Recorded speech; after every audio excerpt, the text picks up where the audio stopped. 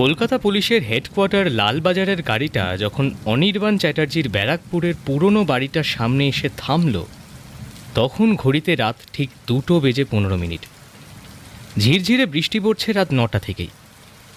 গঙ্গার ওপারের চন্দননগর আর শ্রীরামপুরের দিক থেকে একটা ভেজা স্যাঁতস্যাঁতে হাওয়া এসে ধাক্কা মারছে অনির্বাণের একতলার স্টাডি রুমের জানলার কাঁচে।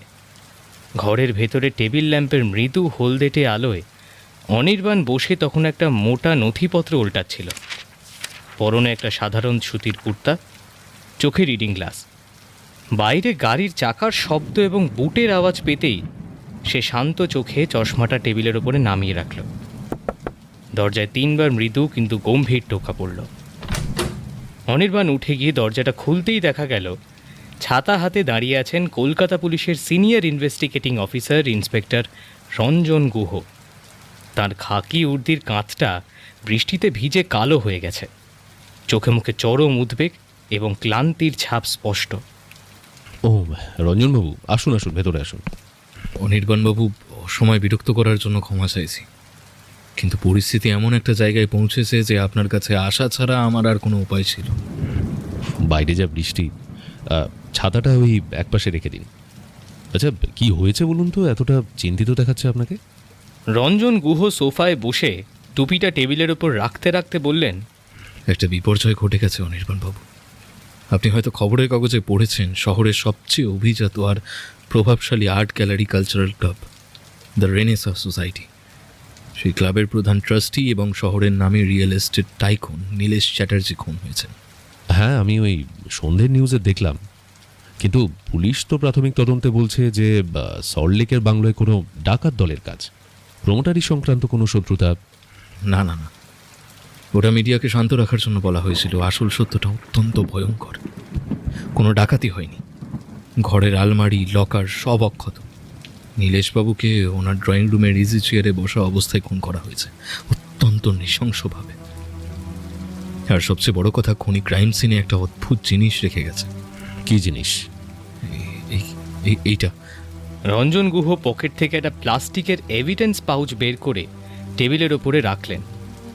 লাশের ঠিক বুকের ওপর পিন দিয়ে আটকানো ছিল। অনির্বাণ চশমাটা আবারও চোখে পড়ে পাউচটার দিকে তাকালো। ভেতরে একটা ঝকঝকে তাস রাখা আছে। সাধারণ কোনো তাস নয়, তাসের গায়ে আঁকা একটা অদ্ভুত বিভৎস হাসি মুখের জোকার। জোকারের একদিকের চোখটা রক্তাক্ত, যেন কেউ লাল কালি দিয়ে সেখানে একটা ক্রস চিহ্ন এঁকে দিয়েছে। রঞ্জন গুহ অনির্বাণের মুখের ভাবটা লক্ষ্য করতে করতে বললেন, সল্টলেকের মতো ভিআইপি এলাকায় এরকম হাই প্রোফাইল খুনে এই তাসের কি মানে হতে পারে? কোনো জুয়া বা আন্ডারওয়ার্ল্ডের কানেকশন কি? অনির্বাণ তাসটা টেবিলের আলোয় ঘুরিয়ে ফিরে দেখতে দেখতে গম্ভীর গলায় বললেন, রঞ্জনবাবু, না, অপরাধ বিজ্ঞানের ভাষায় একে বলে সিগনেচার। দেখুন, সাধারণ খুনি বা ডাকাত দল কেন আসে? লাভ ক্ষতির হিসেব আছে, তাই না? সোনাদানা টাকা পয়সা লুট করে পালায়। কিন্তু এই খুনে আলমারি বা লকার ছুঁয়েও দেখেনি। উল্টে খুনি চরম ঠান্ডা মাথায় লাশের বুকে পিন দিয়ে ওই রক্তাক্ত জোকারটা গেঁথে দিয়ে গেছে, তাই না? সিগনেচার একটু বুঝিয়ে বলবেন? সিগনেচার, দেখুন, মোডাস অপারেন্ডি বা খুন করার পদ্ধতি এটা বদলে যেতে পারে, কিন্তু সাইকো কিলারদের মানসিক সিগনেচার কিন্তু কখনো বদলায় না। ব্যাপারটা বুঝবেন ভালো করে। এই জোকার তাসটা খুনের প্রয়োজনে ব্যবহার করেনি, কিন্তু মানে খুনের অংশ ছিল না। এটা হলো খুনির নিজস্ব প্রতীক বা সিম্বল বলতে পারেন। সে সমাজ আর আমাদের মতো পুলিশ প্রশাসনকে একটা থিয়েট্রিক্যাল মেসেজ দিতে চাইছে। নৃশংস অপরাধটাকে একটা খেলা মনে করছে। আর অপরাধ মনস্তত্ত্ব বলে তাসের খেলায় কখনো একটা তাস থাকে না, তাই না? পুরো একটা প্যাকেট থাকে। সো রঞ্জনবাবু, কি মনে হয় আপনার? আমার মনে হয় it's a case of serial killing. বলেন কি অনির্বাণবাবু, সিরিয়াল কিলিং? প্রথম খুনেই আপনি এত বড় দাবি করছেন? দেখুন রঞ্জনবাবু, আমি ভয় পাওয়াতে চাই না, কিন্তু বাস্তবটাও তো বোঝা দরকার, তাই না? খুনি প্রথম খুনে নিজের পরিচয় বা একটা কোড রেখে গেছে, যাতে পরের খুনগুলো হলে আমরা মেলাতে পারি। সে আমাদের ওপেন চ্যালেঞ্জ ছুটছে। আমরা যদি এখন এটাকে একটা সাধারণ ডাকাত দলের কাজ বা প্রমোটারি শত্রুতা ভেবে তদন্ত করি, এগোই, সো তাহলে উনি আড়ালে বসে হাসবে আর নিজের পরের খুনটা টুক করে সেরে ফেলবে, তাই না? আপনার এই অপরাধ মনস্তত্ত্বের জ্ঞানই আমাদের ভরসা অনির্বাণবাবু। প্রথম থেকেই আমাদের এই অ্যাঙ্গেলটা মাথায় রেখে এগোতে হবে, নইলে আরও লাশ পড়বে। দেখুন রঞ্জনবাবু, আমি কিন্তু আজকাল এই সরকারি কেসগুলো হ্যান্ডেল করি না, একটু দূরেই থাকি আর কি। এই মুহূর্তে ওই আর্কিওলজি আর আমার নিজস্ব কিছু ব্যক্তিগত বিষয় এগুলো নিয়ে কাজ করছি, ওগুলোতেই ফোকাস রাখছি। আমি জানি অনির্বাণবাবু, আমি জানি আপনার বোনের সেই মর্মান্তিক দুর্ঘটনার পর থেকে আপনি নিজেকে অনেকটাই গুটিয়ে নিয়েছেন, কিন্তু একজন নাগরিক হিসেবে এই শহরের শান্তি বজায় রাখার স্বার্থে আপনার এই ইনভেস্টিগেশনটা হাতে নেওয়াটা খুবই দরকার। খুনিটা একটা সাইকোপ্যাথ। অনির্বাণ দীর্ঘক্ষণ চুপ করে রইল। ঘরের দেওয়াল ঘড়ির টিকটিক শব্দটা এই স্তব্ধতায় আরও স্পষ্ট হয়ে উঠল। সে আস্তে আস্তে টেবিলে তার কালো রঙের চামড়ার কভার দেওয়া ইনভেস্টিগেশন ডায়েরি এবং একটা ফাউন্টেন পেন তুলে নিল। তারপর দৃঢ় ও দায়িত্বশীল গলায় বলল, ঠিক আছে রঞ্জনবাবু, শহরে নিরাপত্তা যখন বিঘ্নিত হচ্ছে তখন আমি তো আর এভাবে ঘরে চুপ করে বসে থাকতে পারি না। চলুন আপনার গাড়িতেই যাব। ক্রাইম সিনটা এখনই ফ্রেশ অবস্থায় একবার দেখা দরকার, কারণ বৃষ্টির জলে যদি ধুয়ে যায় ক্লুগুলো নষ্ট হয়ে যাবে। চলুন। অনেক ধন্যবাদ অনির্বাণবাবু, গাড়ি রেডি আছে, চলুন।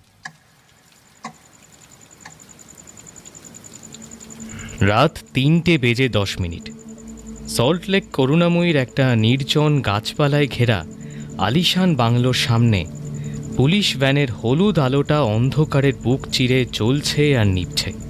পুরো বাংলোটা হলুদ রঙের crime scene do not cross tape দিয়ে ঘিরে রাখা। কনকনে ঠান্ডা হাওয়ায় বাংলোর বাগানের দেবদারু গাছগুলো তুলছে। গাড়ি থেকে নেমে অনির্বাণ তার কোটের কলারটা একটু তুলে নিল। রঞ্জন গুহ তাকে নিয়ে সোজা দোতলার ড্রয়িং রুমে ঢুকলেন। ঘরের ভেতরে তখনও আলোময়।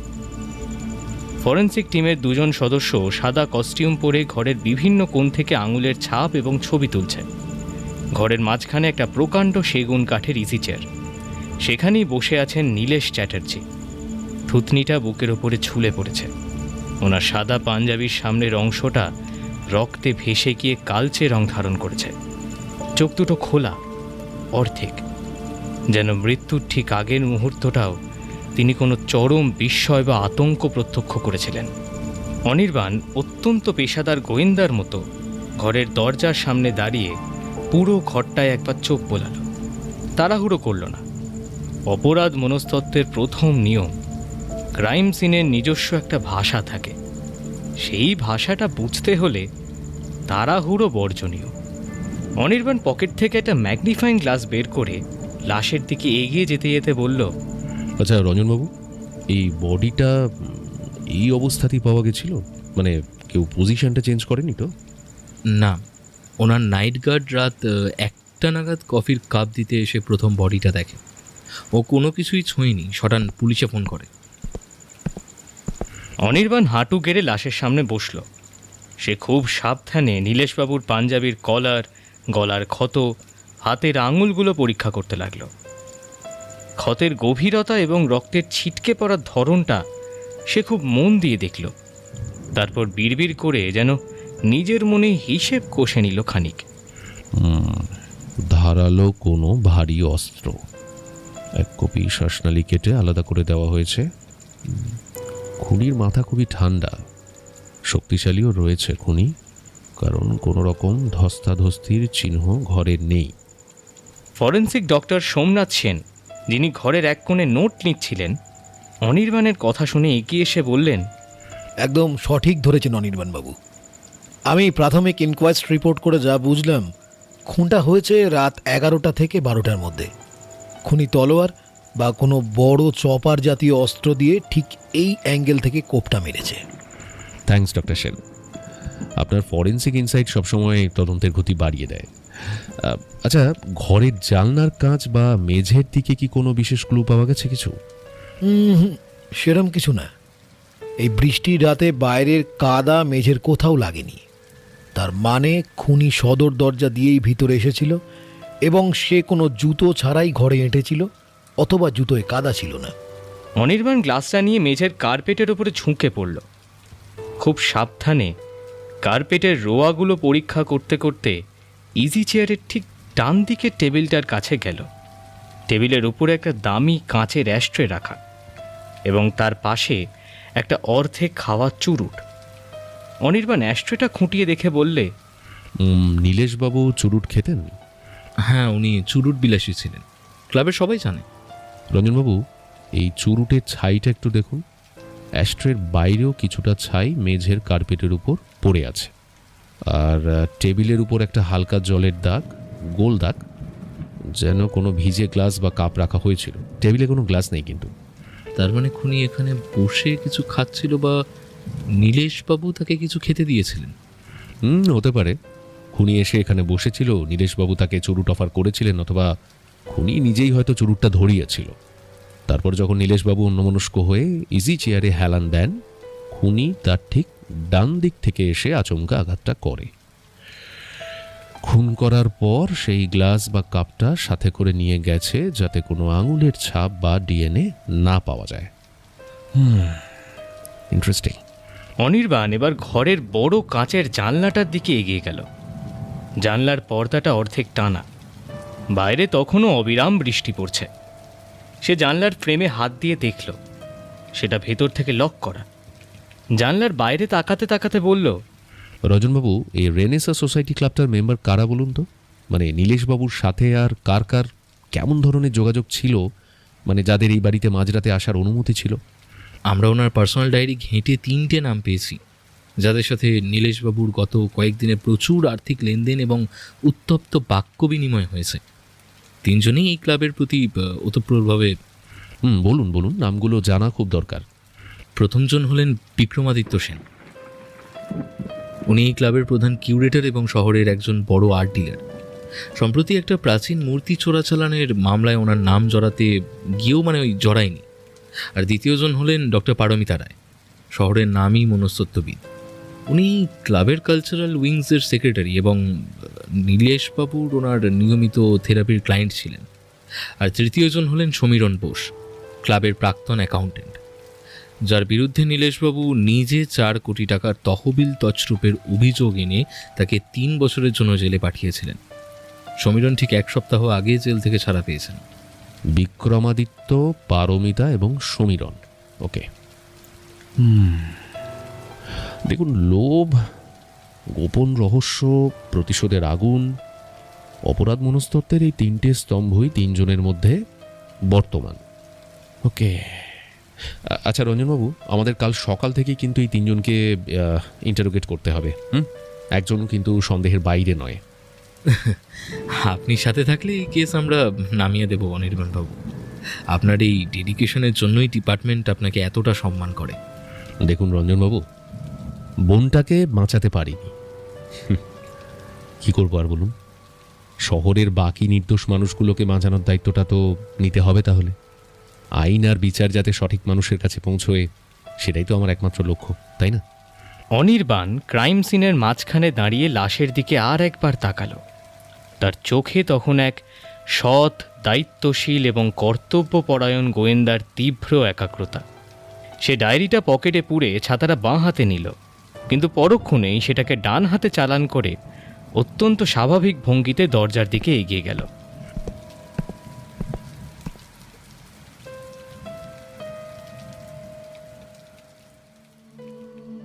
সল্টলেকে সেই অভিশপ্ত রাতের পরে কেটে গেছে 12টা ঘন্টা।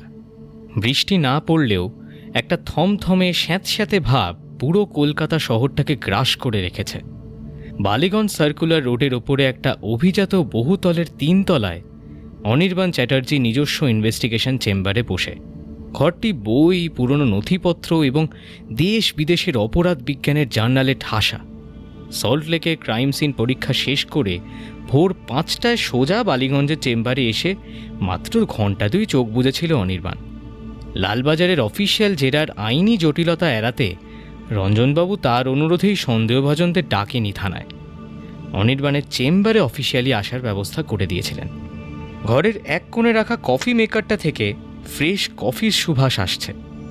অনির্বাণ তার টেবিলের উপরে কাল রাতের ডায়েরিটা খুলে বসে, তার পাশে রাখা 3টে আলাদা ফাইল, বিক্রমাদিত্য সেন, ডক্টর পারমিতা রায় এবং সমীরণ বোস। একটু আগেই লালবাজার থেকে রঞ্জন গুহ এই 3 জনের প্রাথমিক খতিয়ান অনির্বাণের চেম্বারে পাঠিয়ে দিয়েছেন। সকাল ঠিক 10:30টায় দরজার বেলটা বেজে উঠল। অনির্বাণ উঠে গিয়ে দরজা খুলতেই দেখা গেল ইন্সপেক্টর রঞ্জন গুহ দাঁড়িয়ে আছেন। ওনার পেছনে একটা লম্বা ফর্সা জ্যাকেট পরা মাঝবয়সী ভদ্রলোক, চোখে চশমা, কাঁচা পাকা চুলগুলো নিখুঁতভাবে ব্র্যাকপাশ করা।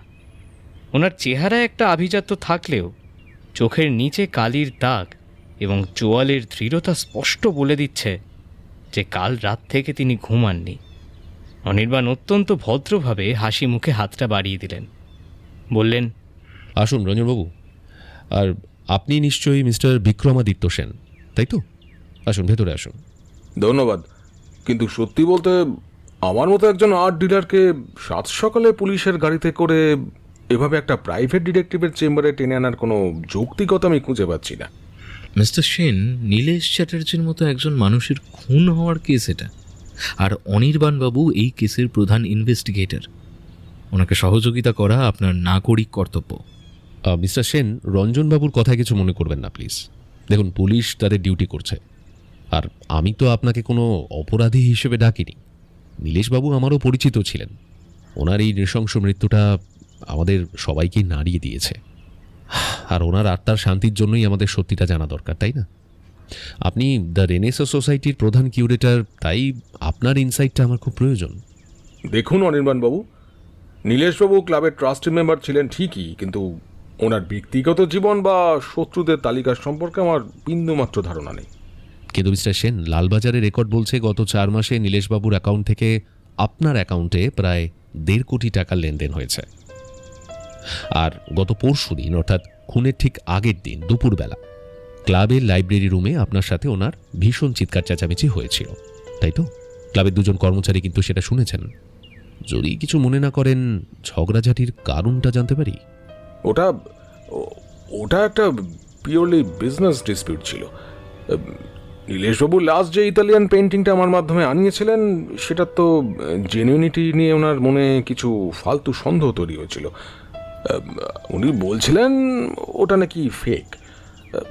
উনি আমাকে থ্রেট করছিলেন যে ট্রাস্টি বোর্ডে আমার নামে কমপ্লেন করবেন। ওনার সন্দেহ কি সত্যি ছিল মিস্টার সেন? মানে পেন্টিংটা কি সত্যি জাল ছিল? কারণ আমরা জানি আন্তর্জাতিক আর্ট স্মাগলিংয়ের একটা বড় চক্র কিন্তু ইদানিং কলকাতায় সক্রিয়। What do you mean mister Chatterjee?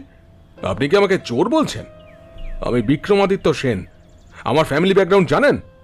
Nilesh Chatterjee একটা ব্ল্যাকমেলার ছিলেন। উনি শুধু আমাকে নন, ক্লাবের আরও অনেককেই চিপ থ্রেট দিতেন। আরে উত্তেজিত হবেন না মিস্টার সেন, বসুন না। আমি শুধু সত্যিটা বোঝার চেষ্টা করছি। আচ্ছা, কাল রাত 11টা থেকে 12টার মধ্যে আপনি কোথায় ছিলেন? আমি আমি বালিগঞ্জে আমার নিজস্ব গ্যালারিতে ছিলাম। রাত 11:30 পর্যন্ত একা বসে কিছু ক্যাটালগ রেডি করছিলাম। তারপর গাড়ি চালিয়ে বাড়ি ফিরি। আপনার গ্যালারির কোনো স্টাফ বা সিসিটিভি ফুটেজ আছে যেটা মানে আপনার এই বক্তব্যকে সাপোর্ট করতে পারে? স্টাফরা রাত 9টায় চলে গিয়েছিল, আর গ্যালারির বাইরের সিসিটিভি ক্যামেরাটা গত 3 দিন ধরে বৃষ্টির জলের জন্য খারাপ হয়ে পড়ে আছে।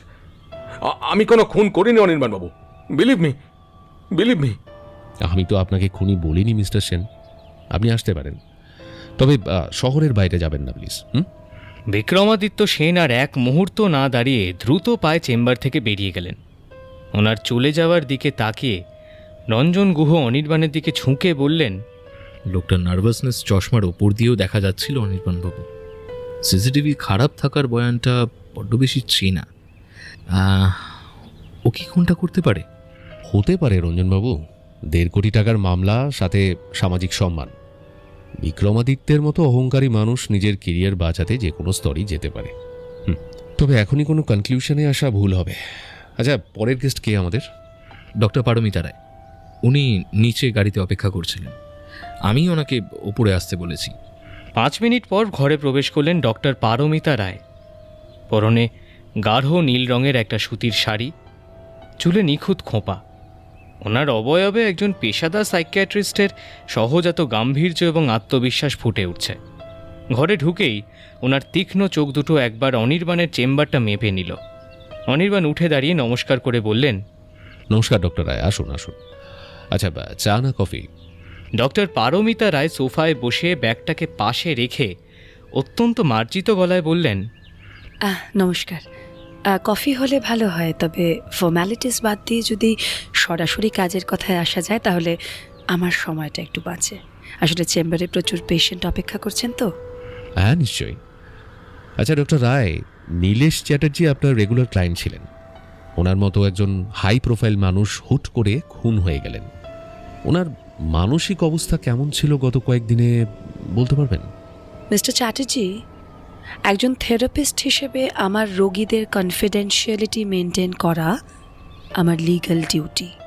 ওনার পার্সোনাল লাইফ নিয়ে আপনি প্রশ্ন করলেও আমি আপনাকে কিছু বলতে পারবো না। দেখুন, আমি কিন্তু ওনার কোনো ব্যক্তিগত গোপন রোগ বা চিকিৎসার কথা জানতে চাইনি ডক্টর রায়। এটা খুনের তদন্ত, বুঝতেই পারছেন। নীলেশবাবু কি ওনার জীবনে কোনো শঙ্কা প্রকাশ করেছিলেন, কোনো কিছু নিয়ে ভয় পাচ্ছিলেন? এই তথ্যগুলো জানা আমাদের খুব দরকার। মানে কোনো রকম ফোবিয়া বা প্যানিক অ্যাটাক কি হচ্ছিল ওনার? ওকে, যতটুকু বলা সম্ভব ততটুকু বলছি। দেখুন, নীলেশবাবু গত 1 মাস ধরে তীব্র গিল্ট কমপ্লেক্স বা অপরাধ বোধে ভুগছিলেন। মানে ওনার কোনো কারণে মনে হচ্ছিল যে ওনার পুরনো কোনো একটা ভুলের জন্য ওনার ওপর বড় কোনো শাস্তি নেমে আসতে পারে। ইনফ্যাক্ট ওনার মাঝে মাঝে হ্যালুসিনেশন হতো যে ওনাকে কেউ ফলো করছে। কিসের অপরাধ বোধ ডক্টর রায়? মানে কোনো আর্থিক কেলেঙ্কারি নাকি অন্য কিছু? না, এই বিষয়ে উনি ভেঙে কিছু বলেননি, তবে উনি প্রায়ই বলতেন যে আইন যাকে শাস্তি দেয় না, প্রকৃতি তাকে ছেড়ে দেয় না। ইনফ্যাক্ট শেষ কিছুদিনে না ওনার চেহারায় আমি একটা তীব্র মৃত্যু ভয় লক্ষ্য করেছিলাম। ডক্টর রায়, কাল রাতে নীলেশবাবুর ড্রয়িং রুমে টেবিলের উপর একটা হালকা জলের গোল দাগ পাওয়া গেছে। সেখানে যেন কোনো ভিজে গ্লাস বা কাপ রাখা ছিল, যেটা খুনি পরে সরিয়ে নিয়েছে। আর মজার বিষয় হলো, নীলেশবাবুর ডায়েরি অনুযায়ী কাল রাত 10:30টায় ওনার বাড়িতে আপনার একটা অ্যাপয়েন্টমেন্ট ছিল। রাইট, অ্যাপয়েন্টমেন্ট ছিল। উনি গতকাল রাত 9টায় আমাকে ফোন করে আর্জেন্টলি ওনার বাড়িতে যেতে বলেন। আমি ওনার বাড়ি গিয়েছিলাম ধরুন ওই 10:30 নাগাদ। তো আমি গেলাম, উনি আমাকে গ্রিন টি অফার করেছিলেন। আমি ওনার ড্রয়িং রুমের টেবিলে সেই কাপটা রেখেছিলাম। তারপর রাত 11:45 নাগাদ আমি ওখান থেকে বেরিয়ে আসি। তার মানে খুনের সময় আপনি ওখানেই ছিলেন? রঞ্জনবাবু, আমি যখন ওনার বাড়িতে পৌঁছাই, উনি ড্রয়িং রুমের ইজি চেয়ারে বসেই আমার সাথে কথা বলছিলেন। ওনার মানসিক অস্থিরতা চরম পর্যায়ে ছিল এবং তখন আমি ওনাকে মাইল্ড সেডেটিভ মানে ঘুমের একটা হালকা ওষুধ খাওয়ার পরামর্শ দিই এবং ওনার বাড়ি থেকে রাত 11:45 নাগাদ বেরিয়ে আসি। এবং আমি যখন বেরোই তখন উনি সম্পূর্ণ সুস্থ এবং জীবিত অবস্থায় ছিলেন। তা আপনি যখন ওনার বাড়ি থেকে বেরোলেন, ওনার গ্রিন টির কাপটা কি টেবিলেই ছিল? কারণ পুলিশ কিন্তু ওটা পায়নি। হ্যাঁ, আমি বললাম তো টেবিলেই ছিল। আচ্ছা, ওনার কাপ আমি তুলে নিয়ে চলে আসবো কেন বলুন তো? মেবি ওনার সিকিউরিটি গার্ড বা পরে যে এসেছিল সেই হয়তো ওটা সরিয়েছে। দেখুন মিস্টার চ্যাটার্জি, আমি একজন ডাক্তার। মানুষের জীবন বাঁচানোটাই আমার কাজ, কেড়ে নেওয়া নয়। আর কি কিছু আপনার জানার আছে? না ডক্টর রায়, আপাতত এটুকুই। Thank you so much. আপনি আসতে পারেন। আপনার কোঅপারেশনের জন্য ধন্যবাদ। ডক্টর পারমিতা উঠে দাঁড়িয়ে ওনার ভ্যানিটি ব্যাগটা নিলেন এবং বেশ ডাঁটের সঙ্গে ঘর থেকে বেরিয়ে গেলেন। ওনার যাওয়ার পরে ঘরে একটা অদ্ভুত নীরবতা নেমে এলো। অনির্বাণবাবু, এ তো মহা জট পাকিয়ে যাচ্ছে। পারমিতা দেবী নিজেই স্বীকার করলেন উনি কাল রাতে ক্রাইম সিনে ছিলেন, কিন্তু ওনার বডি ল্যাঙ্গুয়েজ এত কনফিডেন্ট যে সন্দেহ করতেও দ্বিধা হচ্ছে। রঞ্জনবাবু একজন সাইকিয়াট্রিস্ট না, খুব ভালো করে জানেন কিভাবে নিজের ইমোশন, নার্ভাসনেস এগুলোকে কন্ট্রোল করতে হয়। ওনার গ্রিন টির কাপটা গায়েব হওয়াটা কিন্তু একটা বড় রহস্য। আর যদি উনি নিজেই খুনটা করে থাকেন, তবে ওনার পক্ষে খুব সহজ ছিল নীলেশবাবুকে অন্যমনস্ক করে ওই অ্যাঙ্গেল থেকে আঘাত করা। তবে আমাদের হাতে এখনো শেষ সন্দেহভাজন বাকি আছে, সমীরণ বোস। ডাকুন ওনাকে। সমীরণ বোস যখন চেম্বারে ঢুকলেন তখন ওনার পরনে মলিন কুর্তা আর উস্কো খুস্কো চুল। দেখেই বোঝা যাচ্ছিল ওনার জীবন কতটা বিধ্বস্ত। 4 কোটি টাকার ফ্রড কেসে 3 বছর জেল খাটার পরে ওনার শরীরে আর কোনো আভিজাত্যই নেই অবশিষ্ট। ওনার চোখে একটা তীব্র ক্ষোভ এবং ভয় একসঙ্গে খেলা করছে। অনির্বাণ বললেন, বসুন সমীরণবাবু, একটু কফি খান। কফি লাগবে না স্যার। আমাকে কেন এখানে আনা হয়েছে আমি সেটা খুব ভালো করে জানি। নীলেশ চ্যাটার্জি মারা গেছেন, আর পুলিশ ভাবছে আমি তাকে মেরে প্রতিশোধ নিয়েছি, তাই তো? সমীরণবাবু, পুলিশ ফালতু সন্দেহ করে না। হ্যাঁ, 3 বছর আগে নীলেশ বাবুই আপনাকে জেলে পাঠিয়েছিলেন, আর জেল থেকে ছাড়া পাওয়ার পর আপনি ক্লাবের সামনে দাঁড়িয়ে চেঁচিয়ে বলেছিলেন নীলেশ চ্যাটার্জিকে আপনি দেখে নেবেন। এ কথা সত্যি কি না? হ্যাঁ সত্যি, 1000বার সত্যি। আমি বলেছিলাম দেখে নেব, কিন্তু তার মানে এই নয় যে আমি তাকে খুন করেছি। নীলেশ চ্যাটার্জি একটা আস্ত শয়তান ছিল স্যার। 4 কোটি টাকার যে তছরূপের কেসে আমাকে জড়ানো হয়েছিল, সেই টাকাটা আসলে আমি নিইনি। ওই টাকাটা নিয়েছিল ক্লাবের ট্রাস্টিরা মিলে। আমাকে স্রেফ বলির পাঁঠা বানানো হয়েছিল, কারণ আমি ওনার অ্যাকাউন্টসের সব নোংরা লুপ হোলগুলো জেনে ফেলেছিলাম। আচ্ছা, আপনি বলতে চাইছেন নীলেশবাবু নিজেই ওই টাকা সরিয়ে আপনার উপর দায় চাপিয়েছিলেন, তাই তো? শুধু নীলেশ বাবু কেন, ওই ক্লাবের বিক্রমাদিত্য সেন, ডক্টর পারমিতা, সবাই মিলে এই ফ্রডটা করছিল। আমি তো চুনোপুটি স্যার। আমার পুরো পরিবারটা এই 3 বছরের রাস্তায় বসে গেছে। জেল থেকে বেরিয়ে আমি নীলেশ বাবুর কাছে গিয়েছিলাম আমার পাওনা টাকা আর আমার সততার প্রমাণটা ফেরত চাইতে, কিন্তু উনি আমাকে সিকিউরিটি দিয়ে গাড় ধাক্কা দিয়ে বার করিয়ে দেন। কাল রাত 11টা থেকে 12টার মধ্যে আপনি কোথায় ছিলেন সমীরণবাবু? আমি শিয়ালদা স্টেশনের কাছের একটা সস্তার ডরমিটরিতে থাকি স্যার। কাল রাতে আমি ওখানেই ছিলাম। সারা রাত বৃষ্টি হচ্ছিল, আমি বিছানা থেকে নামিনি। আপনার এই কথার কোনো সাক্ষী আছে? ডরমিটরি ম্যানেজার কি বলতে পারবে আপনি সারা রাত ওইখানেই ছিলেন? ওখানকার ম্যানেজার রাতে মদ খেয়ে ঘুমিয়ে পড়ে স্যার। কে কখন ঢুকছে আর কে কখন বেরোচ্ছে কেউ খেয়াল রাখে না। কিন্তু বিশ্বাস করুন স্যার, আমি চোর হতে পারি কিন্তু খুনি নই। আমি ঈশ্বরের দোহাই দিয়ে বলছি স্যার, আমি খুনটা করিনি। ঠিক আছে, আপনি এখন আসতে পারেন। লালবাজারে গিয়ে আপনার প্রেজেন্ট অ্যাড্রেসটা কিন্তু একবার দিয়ে যাবেন, কেমন? সমীরণ বোস অত্যন্ত ক্লান্ত পায়ে ঘর থেকে বেরিয়ে গেলেন। রঞ্জন গুহ এবারে সোফা থেকে উঠে অনির্বাণের টেবিলের সামনে এসে দাঁড়ালেন। ওনার মুখে এক রাশ ধোঁয়াশা। অনির্বাণের দিকে তাকিয়ে উনি বললেন, অনির্বাণবাবু, পুরো কেসটা তো ট্রাইঙ্গুলার ডেডলকে আটকে গেল। বিক্রমাদিত্য, পারমিতা, সমীরণ, 3 জনেরই মোটিভ 100% স্ট্রং। 3 জনেরই কাল রাতের কোনো সলিড অ্যালিবাই নেই। আপনার গোয়েন্দামন কি বলছে? কার দিকে পাল্লাটা ভারী? এটা ভালো বলেছেন রঞ্জনবাবু, কার দিকে পাল্লা ভারী, তাই তো? দেখুন, এই 3 জন সন্দেহভাজন না আসলে একটা অদৃশ্য জালের 3টে কোণ। এদের প্রত্যেকেই নীলেশবাবুর কোনো না কোনো ডার্ক সিক্রেট জানত। বিক্রমাদিত্যের আর্ট চোরাচালান, পারমিতার কাছে নীলেশবাবুর সাইক্রিয়াটিক কনফেশন, আর সমীরণ বোসের 4 কোটি টাকার ফ্রড, সব ঘটনাই এক সূত্রে গাঁথা। খুনি এই 3 জনের মধ্যেই একজন। আচ্ছা, তাহলে আমাদের পরবর্তী পদক্ষেপ কি হবে? আরও গভীরে যেতে হবে রঞ্জনবাবু। 3 জনের ব্যাকগ্রাউন্ড, ব্যাংক স্টেটমেন্ট, গত 1 সপ্তাহের কল রেকর্ডস, সব কিছু কিন্তু আমার আজ বিকেলের মধ্যে চাই। কারণ খুনি যতই নিখুঁতভাবে চাল চালুক, সে একটা মারাত্মক ভুল ক্রাইম সিনে করে গেছে। চুরুটের ছাই আর উধাও হয়ে যাওয়া গ্লাসের দাগ। আমরা এখন এই 3 জনের বাড়ির উপর নজর রাখবো। আর চলুন তো একবার লালবাজার গিয়ে ডেটাগুলো কালেকশন করি। রঞ্জনবাবু সম্মতি জানাতেই তারা দুজন চেম্বার লক করে লালবাজারের উদ্দেশ্যে রওনা হলো।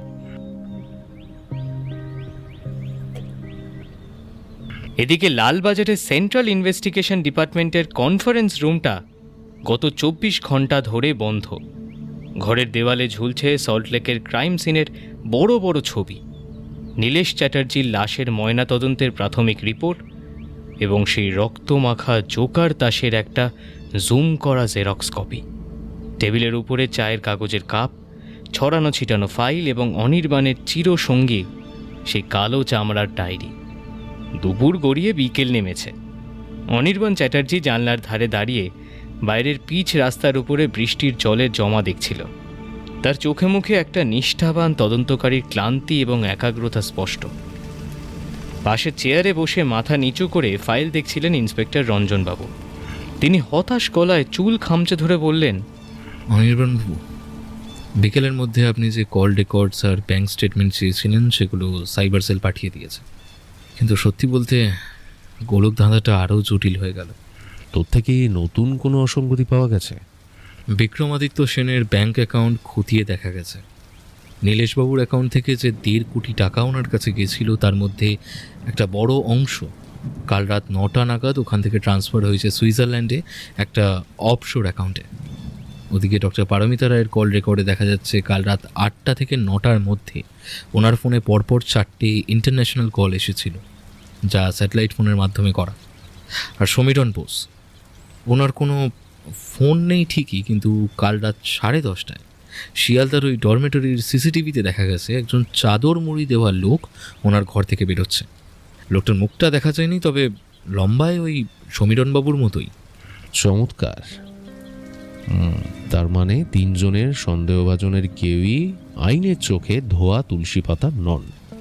বিক্রমাদিত্য টাকা সরাচ্ছিলেন, পারমিতা দেবী কোনো আন্তর্জাতিক মহলের সাথে যোগাযোগ রাখছিলেন, আর সমীরণবাবু একটা ভুয়ো অ্যালিবাই তৈরি করার চেষ্টায় ছিলেন। আপনি কাল রাতে বলেছিলেন না খুনি অত্যন্ত চতুর, সে ওনার খুব পরিচিত কেউ। আমার এখন পারমিতা রায়কে সব থেকে বেশি সন্দেহ হচ্ছে। উনি কাল রাতে নিজে স্বীকার করেছেন ওনার ড্রয়িং রুমে উনি গিয়েছিলেন, গ্রিন টি খেয়েছিলেন। একজন সাইকিয়াট্রিস্টের পক্ষে মানুষের স্নায়ু চেপে খুন করা তো মানে জল ভাত একদম। রঞ্জনবাবু, অপরাধ বিজ্ঞান বা ক্রিমিনোলজি না আমাদের শেখায় যে সবচেয়ে বেশি স্পষ্ট যেটা, সেটা অনেক সময় একটা সাজানো নাটকের অংশ হয়। পারমিতা দেবী যদি খুনটা করতেন তবে উনি এতটা সহজে পুলিশের কাছে ওনার ক্রাইম সিনে যাওয়ার কথা স্বীকার করতেন না। ওনার এই অতিরিক্ত আত্মবিশ্বাস হয়তো একটা ঢাল, আমাদের ধাপে ধাপে তাই এগোতে হবে। আজকে রাতে আমি নিজে একবার ওই রেনেসা সোসাইটি ক্লাবটায় যাব, বুঝলেন? ওখানকার ওই রেজিস্টার খাতাটা আর ওই কর্মচারীদের সাথে একটু কথা বলা দরকার। আমি আপনার সাথে ফোর্স পাঠাচ্ছি অনির্বাণবাবু। একা যাওয়াটা কি ঠিক হবে? না না, ফোর্সের প্রয়োজন নেই। আমি তো অফিসিয়ালি যাচ্ছি না, একটা নর্মাল মানুষ হিসেবে, সাধারণ মানুষ হিসেবে যাচ্ছি। আর পুলিশ দেখলে ক্লাবের হাই প্রোফাইল মেম্বাররা মুখ খুলবে না। আপনি লালবাজারে থাকুন, আমি রাত্রিবেলা ওই ধরুন 10টার মধ্যে আপডেট দিচ্ছি আপনাকে।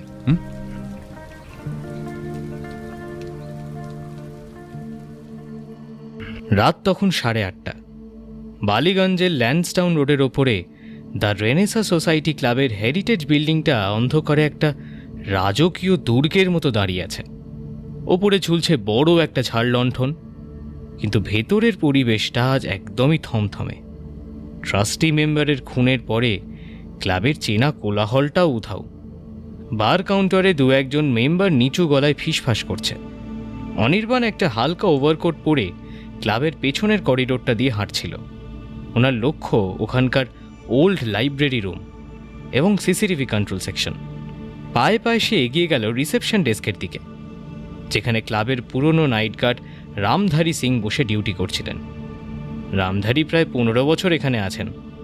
অনির্বাণ রামধারী টেবিলের সামনে দাঁড়িয়ে খুব নরম এবং আন্তরিক গলায় বলল, রামধারী বাবু, কেমন আছেন? কাল রাতের পর থেকে তো আপনাদের উপর দিয়ে অনেক ঝড়ঝাপটা যাচ্ছে, তাই না? আরে অনির্বাণবাবু, এই প্রণাম স্যার। আর বলবেন না, নীলেশবাবুর মতো বড় মানুষ এইভাবে চলে গেলেন, আমাদের বুকটা ফেটে যাচ্ছে একেবারে। কাল রাত থেকে পুলিশ শুধু আমাদের জেরার পর জেরা করছে স্যার। আমরা গরিব মানুষ, এসবের কি বুঝি বলুন তো? আমি জানি রামধারী বাবু, দেখুন পুলিশ তাদের কাজ করছে, ভয় পাবেন না।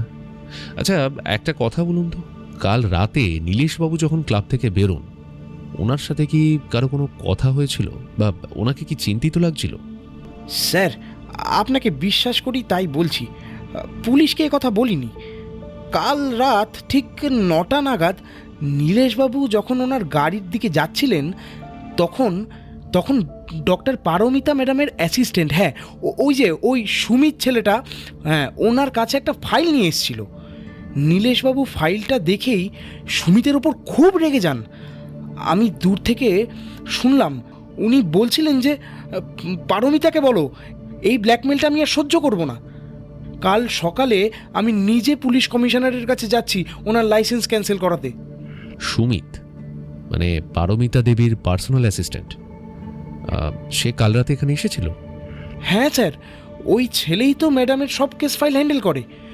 তবে স্যার, আর একটা অদ্ভুত জিনিস হয়েছিল জানেন তো। নীলেশবাবু চলে যাওয়ার ঠিক পরেই ক্লাবের পেছনের গেট দিয়ে আমি সমীরণবাবুকে বেরোতে দেখেছিলাম। উনি খুব সাধারণ পোশাকে ছিলেন, কিন্তু ওনার হাতে হ্যাঁ একটা বড় চাদর জড়ানো ছিল। সমীরণ বসু কাল রাতে এখানে ছিলেন, অথচ উনি পুলিশকে বললেন উনি শিয়ালদার ডরমিটারিতে ছিলেন। ভালো ইনফরমেশন দিয়েছেন নামধারী বাবু। ঠিক আছে, আমি দেখছি কেসটা, আর আপনি চিন্তা করবেন না, আপনাকে কেউ ডিস্টার্ব করবে না। ঈশ্বর আপনার মঙ্গল করুক স্যার। আপনি পারেন আসল খুনিকে ধরতে। অনির্বাণ রামধারীর কাছ থেকে বিদায় নিয়ে করিডোর ধরে এগোচ্ছিল। ওনার মাথা তখন একটা অপরাধের সমীকরণ মেলাতে ভীষণ ব্যস্ত। পারমিতার অ্যাসিস্ট্যান্ট সুমিত আর সমীরণ বোসের উপস্থিতি, দুটোই কেসটাকে একটা মারাত্মক মোড় দিচ্ছে। ঠিক তখনই অনির্বাণের কোটের পকেটে রাখা মোবাইল ফোনটা তীব্র শব্দে বেজে উঠল। স্ক্রিনে ভাসছে রঞ্জন গুহর নাম। অনির্বাণ ফোনটা কানে তুলে বলল, হ্যালো, হ্যাঁ রঞ্জনবাবু বলুন, আমি ক্লাবেই আছি। অনির্বাণবাবু, সর্বনাশ হয়ে গেছে। আপনি যেখানে আছেন ওখানেই থাকুন, আমি ফোর্স নিয়ে ওদিকেই যাচ্ছি। কি হয়েছে একটু পরিষ্কার করে বলুন। পুরো শহর জুড়ে তাণ্ডব শুরু হয়েছে অনির্বাণবাবু। খুনি আমাদের জাস্ট উড়িয়ে দিল। গত আধ ঘন্টার মধ্যে 2টো লাশ উদ্ধার হয়েছে, আর তৃতীয় স্পটটা থেকে এইমাত্র একটা অত্যন্ত অ্যালার্মিং ফোন এসেছে লালবাজারে। কি বলছেন? একসাথে এতগুলো টার্গেট? কারা মারা গেছেন, আর তৃতীয় স্পটটাই বা কোনটা? প্রথম লাশটা পাওয়া গেছে বেলিঘাটের একটা পরিত্যক্ত রেল লাইনের ধারে, সমীরণ বোসের সেই দূর সম্পর্কের ভাইয়ের, যার বাড়িতে সমীরণবাবু জেল থেকে ফেরার পর প্রথম 2 দিন ছিলেন। আর দ্বিতীয় লাশটা পাওয়া গেছে সল্টলেকের ওই বাংলোর আউট হাউসের পেছনে, নীলেশবাবুর সিকিউরিটি গার্ড বলদেব সাউয়ের, ওনার কাটা গলা। এই দুটো খুনি সন্ধ্যে 7টা থেকে 8টার মধ্যে সাঙ্গ করেছে খুনি। ঠিক এই মাত্র খবর এলো ডক্টর পারমিতা রায়ের মিন্টো পার্কের ক্লিনিকের বাথরুমের ভেতর থেকে ওনার অ্যাসিস্ট্যান্ট সুমিতের একটা আর্তনাদ শোনা গেছে, কিন্তু ভেতর থেকে দরজা লকড। অনির্বাণ ফোনটা পকেটে রাখল। তার সমস্ত শরীর তখন শক্ত হয়ে গেছে। একজন দায়িত্বশীল কর্তব্যপরায়ণ গোয়েন্দার মতোই তার চোখে তখন একটা তীব্র ব্যর্থতার যন্ত্রণা এবং অপরাধীর প্রতি ক্রোধ ফুটে উঠল। সে দ্রুত পায়ে ক্লাবের মেইন গেটের দিকে হাঁটতে শুরু করল। করিডোরের অন্ধকার কোণাগুলো যেন তার দিকে তাকে উপহাস করছে। অনির্বাণ নিজের অজান্তেই তার কোটের পকেটে হাত রাখে। তার আঙুলগুলো একটা মসৃণ ফাউন্টেন পেনের খাপ স্পর্শ করল, এবং সঙ্গে সঙ্গে তার চোয়াল শক্ত হয়ে উঠল। খুনি শুধু চাল চালছে না, সে পুরো পুলিশ প্রশাসন এবং তার নিজের ক্ষমতার অহংকারকে এক রাতে গুঁড়িয়ে দিচ্ছে। এই সত্যটা একজন খাঁটি ইনভেস্টিগেটর হিসেবে অনির্বাণকে ভেতরে ভেতরে বেশ আঘাত করছে।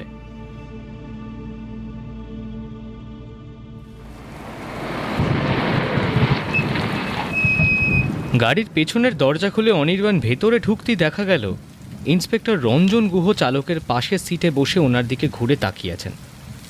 ওনার হাত দুটো কাঁপছে, কপাল বেয়ে বৃষ্টির জলের সঙ্গে ঘাম মিশে ঝরছে। ওনার চোখে একাধারে ভয় এবং চরম অসহায়তা। ওনার মুখের অবস্থা থেকে মনে হচ্ছে যেন চোখের পলকে ওনার বয়স যেন 10 বছর বেড়ে গেছে। সর্বনাশ হয়ে গেছে অনির্বাণবাবু। পুরো শহরটা যেন শ্মশান হয়ে যাচ্ছে। একটা রাতে, জাস্ট একটা রাতের মধ্যে 3টে খুনের খবর এসেছে আমাদের কন্ট্রোল রুমে। আমি আর মাথা ঠিক রাখতে পারছি না। প্লিজ রঞ্জনবাবু, নিজেকে একটু শান্ত করুন। এক রাতে 3টে খুন মানে খুনি আমাদের উপর একটা মানসিক চাপ তৈরি করার সৃষ্টি করছে, বুঝতেই পারছেন। আমরা হড়বড়িয়ে গেলে খেলাইটা সফল হয়ে যাবে ওর। আচ্ছা, প্রথম স্পটটা কোথায়? আমরা কিন্তু ধাপে ধাপে প্রত্যেকটা ক্রাইম সিন দেখব। প্রথম বডিটার অফিসিয়াল ইনফরমেশন লালবাজারে এসেছিল বেলেঘাটা থেকে, সমীরণ বোসের ভাইয়ের বডি। আর ঠিক তারপরেই সল্টলেকের ওই পুরনো বাংলোর সিকিউরিটি গার্ড বলদেব সাউয়ের খবর আসে। আর আমি যখন আপনাকে ফোন করি তখন ডক্টর পারমিতার ক্লিনিক থেকে জাস্ট একটা আতঙ্কিত কল এসেছিল। আমি মাথা ঠিক রাখতে পারছি না অনির্বাণবাবু। উনি কি তবে ভূত নাকি? এক সময় 3 জায়গায় কিভাবে থাকা সম্ভব? মানুষ কখনো ভূত হয় না রঞ্জনবাবু, আর এক সময় 3 জায়গায় থাকা ফিজিক্যালি অসম্ভব। খুনি নিশ্চয়ই একটা টাইম গ্যাপ তৈরি করছে, এটা আমাদের বোকা বানানোর জন্য। আচ্ছা, আমরা ওই বেলেঘাটার দিকে এগোচ্ছি তো, ফরেন্সিক টিমকে ওখানে পৌঁছতে বলুন। হ্যাঁ, লোকাল থানার ওসি ফোর্স নিয়ে ওখানেই আছে। ডক্টর সোমনাথ সেন আর ওনার অ্যাসিস্ট্যান্ট অনন্যা চৌধুরীও ওইদিকে রওনা দিয়েছেন।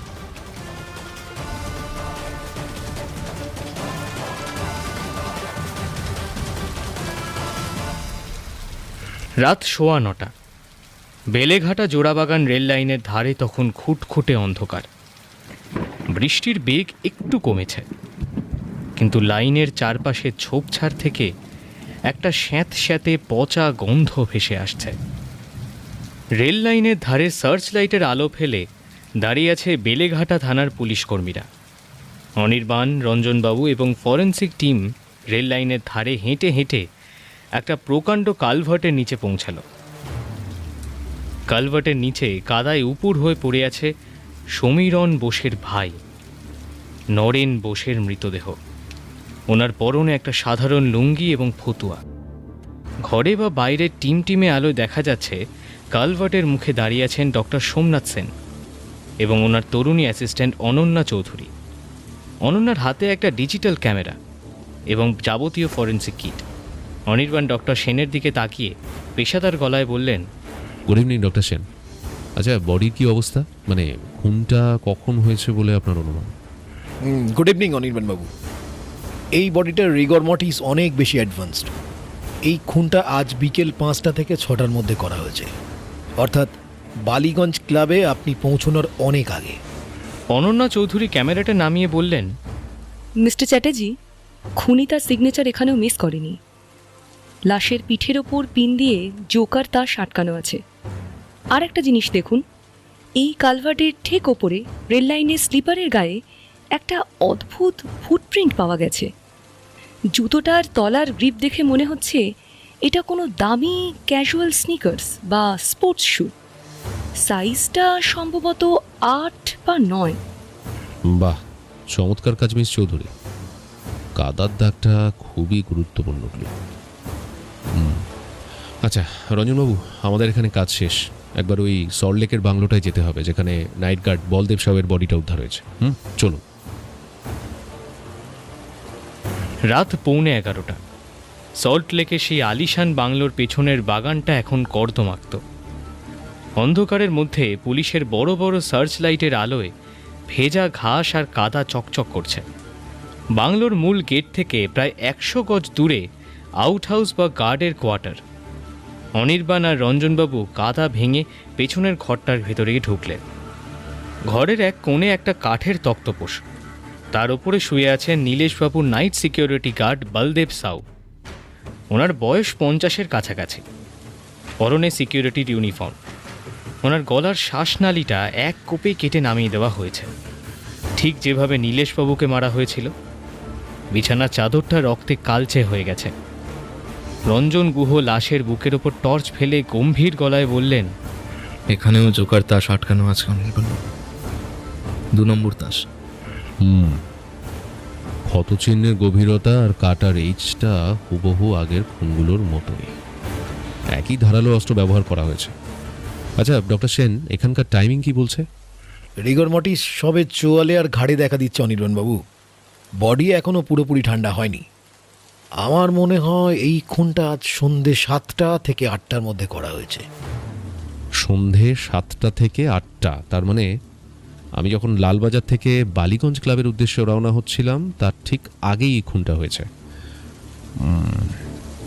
খুনি আমাদের চেয়ে অন্তত 1 পা এগিয়ে দৌড়চ্ছে রঞ্জনবাবু।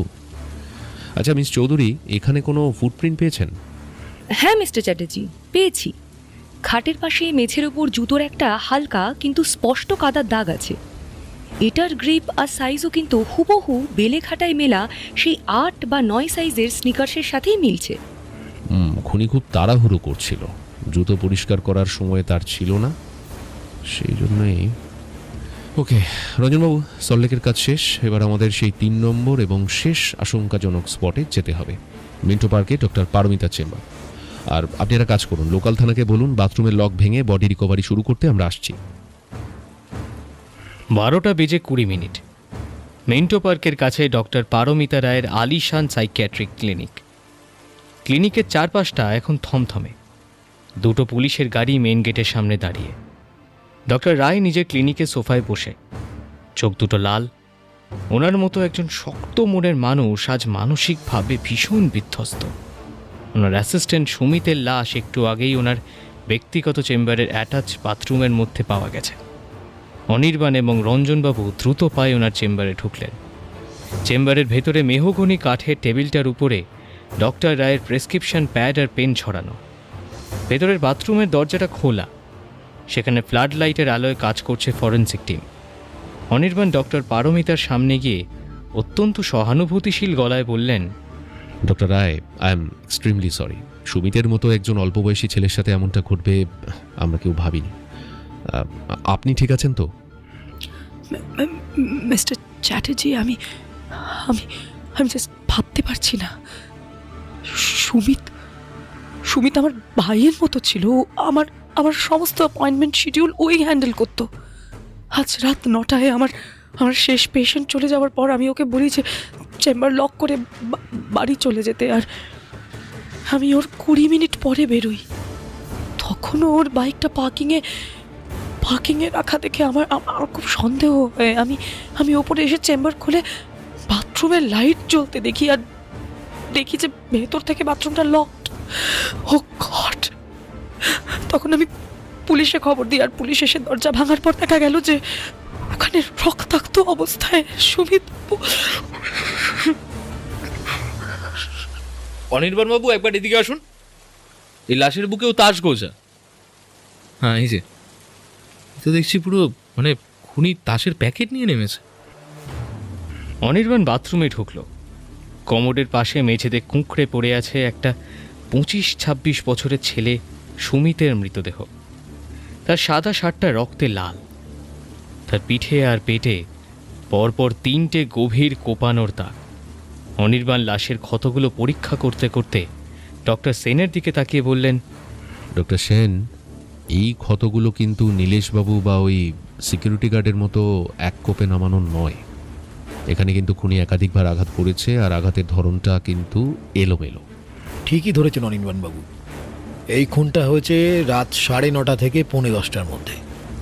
সুমিতের শরীরের ক্ষতগুলো দেখে মনে হচ্ছে খুনি এখানে চরম নার্ভাস ছিল। তার হাত কাঁপছিল, অথবা সুমিত তাকে চিনে ফেলায় ও বাঁচার জন্য ধস্তাধস্তি করার চেষ্টা করছিল। সুমিতের নখের নিচে কিছু চামড়ার কণা বা সুতো মিলতেও পারে। আমরা স্ক্র্যাপ করে নিচ্ছি। তার মানে খুনি প্রথমে বেলেঘাটায় সমীরণবাবুর ভাইকে মারল যাতে সমীরণবাবু ভয় পেয়ে যান। তারপর সল্টলেকে গার্ডকে মেরে সোজা এখানে এসে সুমিতকে শেষ করল। রামধারী সিং ক্লাবে আমাকে বলেছিল যে সুমিত কাল রাতে নীলেশবাবুর কাছে একটা ফাইল নিয়ে গেছিল, আর নীলেশবাবু পারমিতা দেবীকে ব্ল্যাকমেলার বলেছিলেন। খুনি হয়তো সেই ফাইলের খুঁজেই সুমিতকে টার্গেট করেছে। আচ্ছা ডক্টর রায়, সুমিত কি নিজের সাথে কোনো বিশেষ ফাইল বা ব্যাগ ক্যারি করছিল আজকে? আমি ঠিক জানি না মিস্টার চ্যাটার্জি, তবে সুমিত ওর ল্যাপটপ ব্যাগটা সব সময় সাথে রাখতো। কিন্তু ওর ডেস্কের ওপর ওর ব্যাগটা কিন্তু নেই, ওটা কিন্তু গায়েব। রঞ্জনবাবু, ল্যাপটপ ব্যাগটা গায়েব হওয়া মানে কিন্তু প্রমাণ লোপাটের চেষ্টা। খুনি সুমিতকে মেরে তার ব্যাগটা নিয়ে চম্পট দিয়েছে। রাত কিন্তু ফুরিয়ে আসছে, আর খুনি নিজের অজান্তেই অনেকগুলো ফিজিক্যাল এভিডেন্স ব্ল্যাক ব্লু ছড়িয়ে গেছে এই 3টে জায়গায়। জুতোর সাইজ, কাদার স্যাম্পেল, সুমিতের নখের ভেতরের ডিএনএ কণা, আর এই ক্ষতচিহ্নের নিখুঁত বায়োমেকানিক্স অ্যানালিসিস। সবকটা রিপোর্ট আমাদের একসাথে মেলাতে হবে। ফরেন্সিক ল্যাবে ডক্টর সেন আর মিস চৌধুরীকে এই স্যাম্পেলগুলো নিয়ে কড়া পরীক্ষা করাতে হবে, বুঝেছেন? একদম তাই অনির্বাণবাবু। এই হাই প্রোফাইল কেসের ডিএনএ আর ফরেন্সিক কন্টামিনেশন রিপোর্ট তৈরি করতে আমাদের অন্তত 10টা দিন সময় লাগবে। আমরা খুব সূক্ষ্মভাবে কাজটা করতে চাই, যাতে আদালতে কোনো লুফোল না থাকে। শুনলেন তো রঞ্জনবাবু, মিডিয়ার আর উপর মহলের যা প্রেশার, আমাদের হাতে কিন্তু সময় একদমই নেই। একটা কাজ করুন, ল্যাবকে বলুন ডে নাইট শিফট করে 48 ঘন্টার মধ্যে প্রাইমারি রিপোর্টটা দিতে। আর ডক্টর সেন, আপনি ডিএনএ আর বায়োমেকানিক্সের চূড়ান্ত রিপোর্টের জন্য যতটা সময় লাগে ওই 10টা দিন ধরে নিন। হ্যাঁ, কিন্তু আমাদের কিন্তু নজরদারি এখনই দ্বিগুণ করতে হবে। এই 3 জন সন্দেহভাজন মানে বিক্রমাদিত্য, পারমিতার, সমীরণ, প্রত্যেকের বাড়ির উপর আমাদের কড়া নজর রাখতে হবে।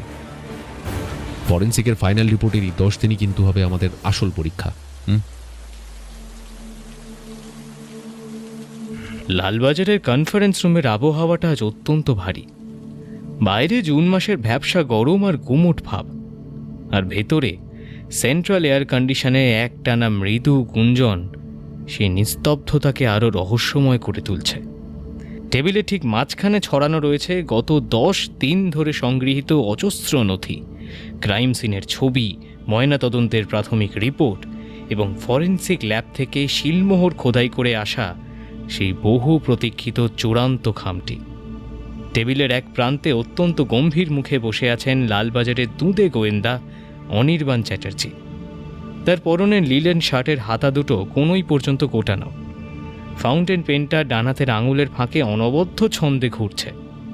তার চোখ দুটো স্থির হয়ে আছে ফরেন্সিক রিপোর্টের খামের দিকে। তার ঠিক ডান পাশে ইন্সপেক্টর রঞ্জন গুহ। তার চোখে মুখেও গত 10 রাতের ক্লান্তির ছাপ স্পষ্ট। আজ সকাল থেকেই অনির্বাণ আর রঞ্জনবাবু কেসের পুরনো ফাইলগুলোয় ডুবেছিলেন। অবশেষে সমস্ত জট ছাড়িয়ে সন্ধে 7টা নাগাদ লালবাজারের এই কনফারেন্স রুমে এসে পৌঁছালেন ফরেন্সিক ল্যাবের প্রধান ডক্টর সোমনাথ সেন এবং ওনার অ্যাসিস্ট্যান্ট অনন্যা চৌধুরী। টেবিলের অপর প্রান্তে ওনারা আসন গ্রহণ করতেই শুরু হলো লালবাজারের সেই রুদ্ধদ্বার বৈঠক। আজকের এই বৈঠকটি অত্যন্ত হাই প্রোফাইল, কারণ এই ঘরের ভেতরেই আগামী কয়েক ঘন্টার মধ্যেই নির্ধারিত হতে চলেছে এই শহরের ইতিহাসের সবচেয়ে ধূর্ত এবং নৃশংস সিরিয়াল কিলারের পরবর্তী গতিপথ। অনির্বাণ চ্যাটার্জি পেনটা টেবিলের ওপরে রাখলেন। ঘরের ভেতরে ঠান্ডা বাতাস এক মুহূর্তে জমে বরফ হয়ে গেল। অনির্বাণ সোজা হয়ে অত্যন্ত শান্তভাবে বললেন, ডক্টর সেন, আজ কিন্তু ঠিক 10টা দিন পূর্ণ হলো। এই 10 দিনে কলকাতা পুলিশ শহরের 3 জন সন্দেহভাজন অর্থাৎ বিক্রমাদিত্য সেন, ডক্টর পারমিতা রায় এবং সমীরণ বোসের গতিবিধির উপর কড়া নজর রেখেছে। কেউই সহজ ছাড়েনি, কিন্তু তাদের ভেতরের মনের ছটফটানি টের পেয়েছি আমরা। এবার আপনার পালা। খামের ভেতরে কি এমন বিস্ফোরক তথ্য আছে যার জন্য আমাদের এই 10টা দিন অপেক্ষা করতে হলো, সেটা আপনি বলবেন। অনির্বাণবাবু, বিজ্ঞান কখনো তাড়াহুড়ো পছন্দ করে না। আমরা যদি প্রথম দিনই হুট করে একটা রিপোর্ট দিয়ে দিতাম, তবে এই কেসের চতুর খুনি আদালতের প্রথম শুনানিতেই আইনের ফাঁক গলে বেরিয়ে যেত। অনন্যা, তুমি ফাইলটা খোলো এবং মিস্টার চ্যাটার্জিকে আমাদের প্রথম ল্যাব ফাইন্ডিংটা বিস্তারিত জানাও। ধন্যবাদ স্যার। মিস্টার চ্যাটার্জি, আমার প্রথমে বেলেঘাটার কালভার্ট এবং সল্টলেকের গার্ড কোয়ার্টার থেকে যে 2টি জুতোর কাদার দাগ পেয়েছিলাম সেটার কাস্টিং আমরা ল্যাবে মিলিয়েছি। 2টো দাগই হুবহু এক। জুতোটি হলো একটি আন্তর্জাতিক নামী ব্র্যান্ডের লিমিটেড এডিশন রানিং স্নিকার্স, যার সাইজ হলো ঠিক 9। কলকাতায় এই মডেলের জুতো মাত্র গোটা 50 বিক্রি হয়েছে। সাইজ নয়, তার মানে কোনো পুরুষ মানুষ? সমীরণ বোস বা বিক্রমাদিত্য সেনের জুতো সাইজ কত অনির্বাণবাবু? আমরা কি এখন ওনাদের জুতো জোড়া সার্চ ওয়ারেন্ট ইস্যু করে বাজেয়াপ্ত করব? রঞ্জনবাবু, আপনি কিন্তু আবার হড়বড় করছেন। আজকালকার দিনে একজন মহিলার স্টাইলের জন্য 9 সাইজের পুরুষদের স্নিকার্স অনায়াসে পড়তে পারেন, বিশেষ করে যদি ওনার উচ্চতা বেশি হয়। আর ডক্টর পারমিতা রায়ের উচ্চতা কিন্তু সাধারণ বাঙালি মেয়েদের থেকে বেশ খানিকটা বেশি, 5 ফুট 7 ইঞ্চি প্রায়। পায়ের সাইজ কত সেটা না জেনে আমরা কাউকে লক করতে পারি না, তাই না? আচ্ছা মিস চৌধুরী, জুতোর দাগ ছাড়া ওই কাদার কম্পোজিশনে আর কি বিশেষ কিছু ছিল? এক্স্যাক্টলি মিস্টার চ্যাটার্জি, আপনি একদম ঠিক ধরেছেন। আমরা ওই কাদার স্যাম্পল পরীক্ষা করে অত্যন্ত চাঞ্চল্যকর একটা জিনিস পেয়েছি। সল্টলেকের কাদার মধ্যে সাধারণ মাটির সাথে এক ধরনের বিশেষ রাসায়নিকের কণা মিশে থাকে। ওটা হলো এক প্রকারের রেয়ার গ্লেজিং কেমিক্যাল, যা মূলত পুরনো তৈলচিত্র বা অ্যান্টিক আর্ট রিস্টোরেশনের কাজে ব্যবহার করা হয়। সাধারণ মানুষের জুতো এই কেমিক্যাল আসার কোনো সম্ভাবনাই নেই। Antique art restoration? আস্তে আস্তে রঞ্জনবাবু, তাড়াহুড়ো করবেন না। তাড়াহুড়ো করলেই কিন্তু খুনি আমাদের ভুল পথে চালিত করবে। দেখুন, বিক্রমাদিত্য সেন একজন আর্ট ডিলার, ওনার জুতো এই কেমিক্যাল থাকাটা স্বাভাবিক। কিন্তু ডক্টর পারমিতা রায়ের চেম্বারেও তো প্রচুর পুরনো দামি পেন্টিং টানানো আছে, যা উনি গত বছর এক আন্তর্জাতিক নিলাম থেকে কিনেছিলেন। আর সমীরণ বসু নীলেশ চ্যাটার্জির খাস লোক, ওনার পক্ষেও এই কেমিক্যালের সংস্পর্শে আসা অসম্ভব নয়। আমাদের পরবর্তী সবচেয়ে বড় তুরুপের তাসটা কে সেটা দেখতে হবে। ডক্টর সেন, সুমিতের নখের ভেতরের সেই ডিএনএ করা রিপোর্ট কি বলছে? এটাই এই কেসের সব থেকে বড় ধাঁধা অনির্বাণ বাবু। সুমিতের নখের নিচে যে চামড়ার কণা এবং রক্তের দাগ পাওয়া গিয়েছিল, তা থেকে আমরা সাকসেসফুলি একটা ডিএনএ প্রোফাইল তৈরি করতে পেরেছি। কিন্তু কি ডিএনএ কি আমাদের তিনজন সন্দেহভাজনের কারোর সাথেই মিলল না? মিলল, কিন্তু সমস্যা হলো সেই ডিএনএ রিপোর্ট অনুযায়ী খুনি একজন পুরুষ নয়, ওটা একজন মহিলার DNA profile. It's a female DNA Anirban babu. Female DNA? তার মানে ডক্টর পারমিতা রাই আসল খুনি? উনি তবে ছদ্মবেশে ওই ভারী অস্ত্র দিয়ে এক রাতে 3-3টে মানুষকে কুপিয়ে মারলেন? না না না না, কিন্তু একজন মহিলা কিভাবে এক কোপে একজন জোয়ান সিকিউরিটি গার্ডের শ্বাসনালী কেটে নামিয়ে দিতে পারেন? ওনার গায়ে কি এত শক্তি থাকা সম্ভব নাকি? রঞ্জনবাবু শান্ত হন। বিজ্ঞানের রিপোর্টকে সম্মান জানাতে শিখুন, কিন্তু নিজের চোখ আর কমন সেন্সকে বিসর্জন দেবেন না। আচ্ছা ডক্টর সেন, সুমিতের লাশের ক্ষতগুলো নিয়ে তো আমরা আগেও আলোচনা করেছিলাম। আপনি বলেছিলেন সুমিতের ক্ষতগুলো এলোমেলো ছিল, খুনি সেখানে নার্ভাস ছিল। কিন্তু নীলেশ চ্যাটার্জি, সমীরণ বোসের ভাই নরেন এবং সল্টলেকের গার্ড বলদেব সাউ, এই তিনজনের খুনের প্যাটার্ন ছিল নিখুঁত, মানে এক কোপে কাজ শেষ করেছে। একজন পেশাদার কসাই বা অ্যানাটমির জ্ঞান থাকা মানুষের পক্ষে সেটা সম্ভব, তাই না? আপনি একদম খাঁটি কথা বলেছেন অনির্বাণ বাবু। বায়োমেকানিক্স অ্যানালিসিস অনুযায়ী প্রথম 3টে খুনে যে পরিমাণ পেশিশক্তি এবং নিখুঁত কোপ অর্থাৎ অ্যাঙ্গেল অফ ইম্প্যাক্ট ব্যবহার করা হয়েছে, তা কোনো সাধারণ মহিলার শারীরিক গঠনের পক্ষে অসম্ভব। বিশেষ করে বলদেব সাহু একজন হৃষ্টপুষ্ট মানুষ ছিলেন। ওনাকে এক কোপে ঠান্ডা করতে গেলে যে শক্তির প্রয়োজন তা পুরুষালী।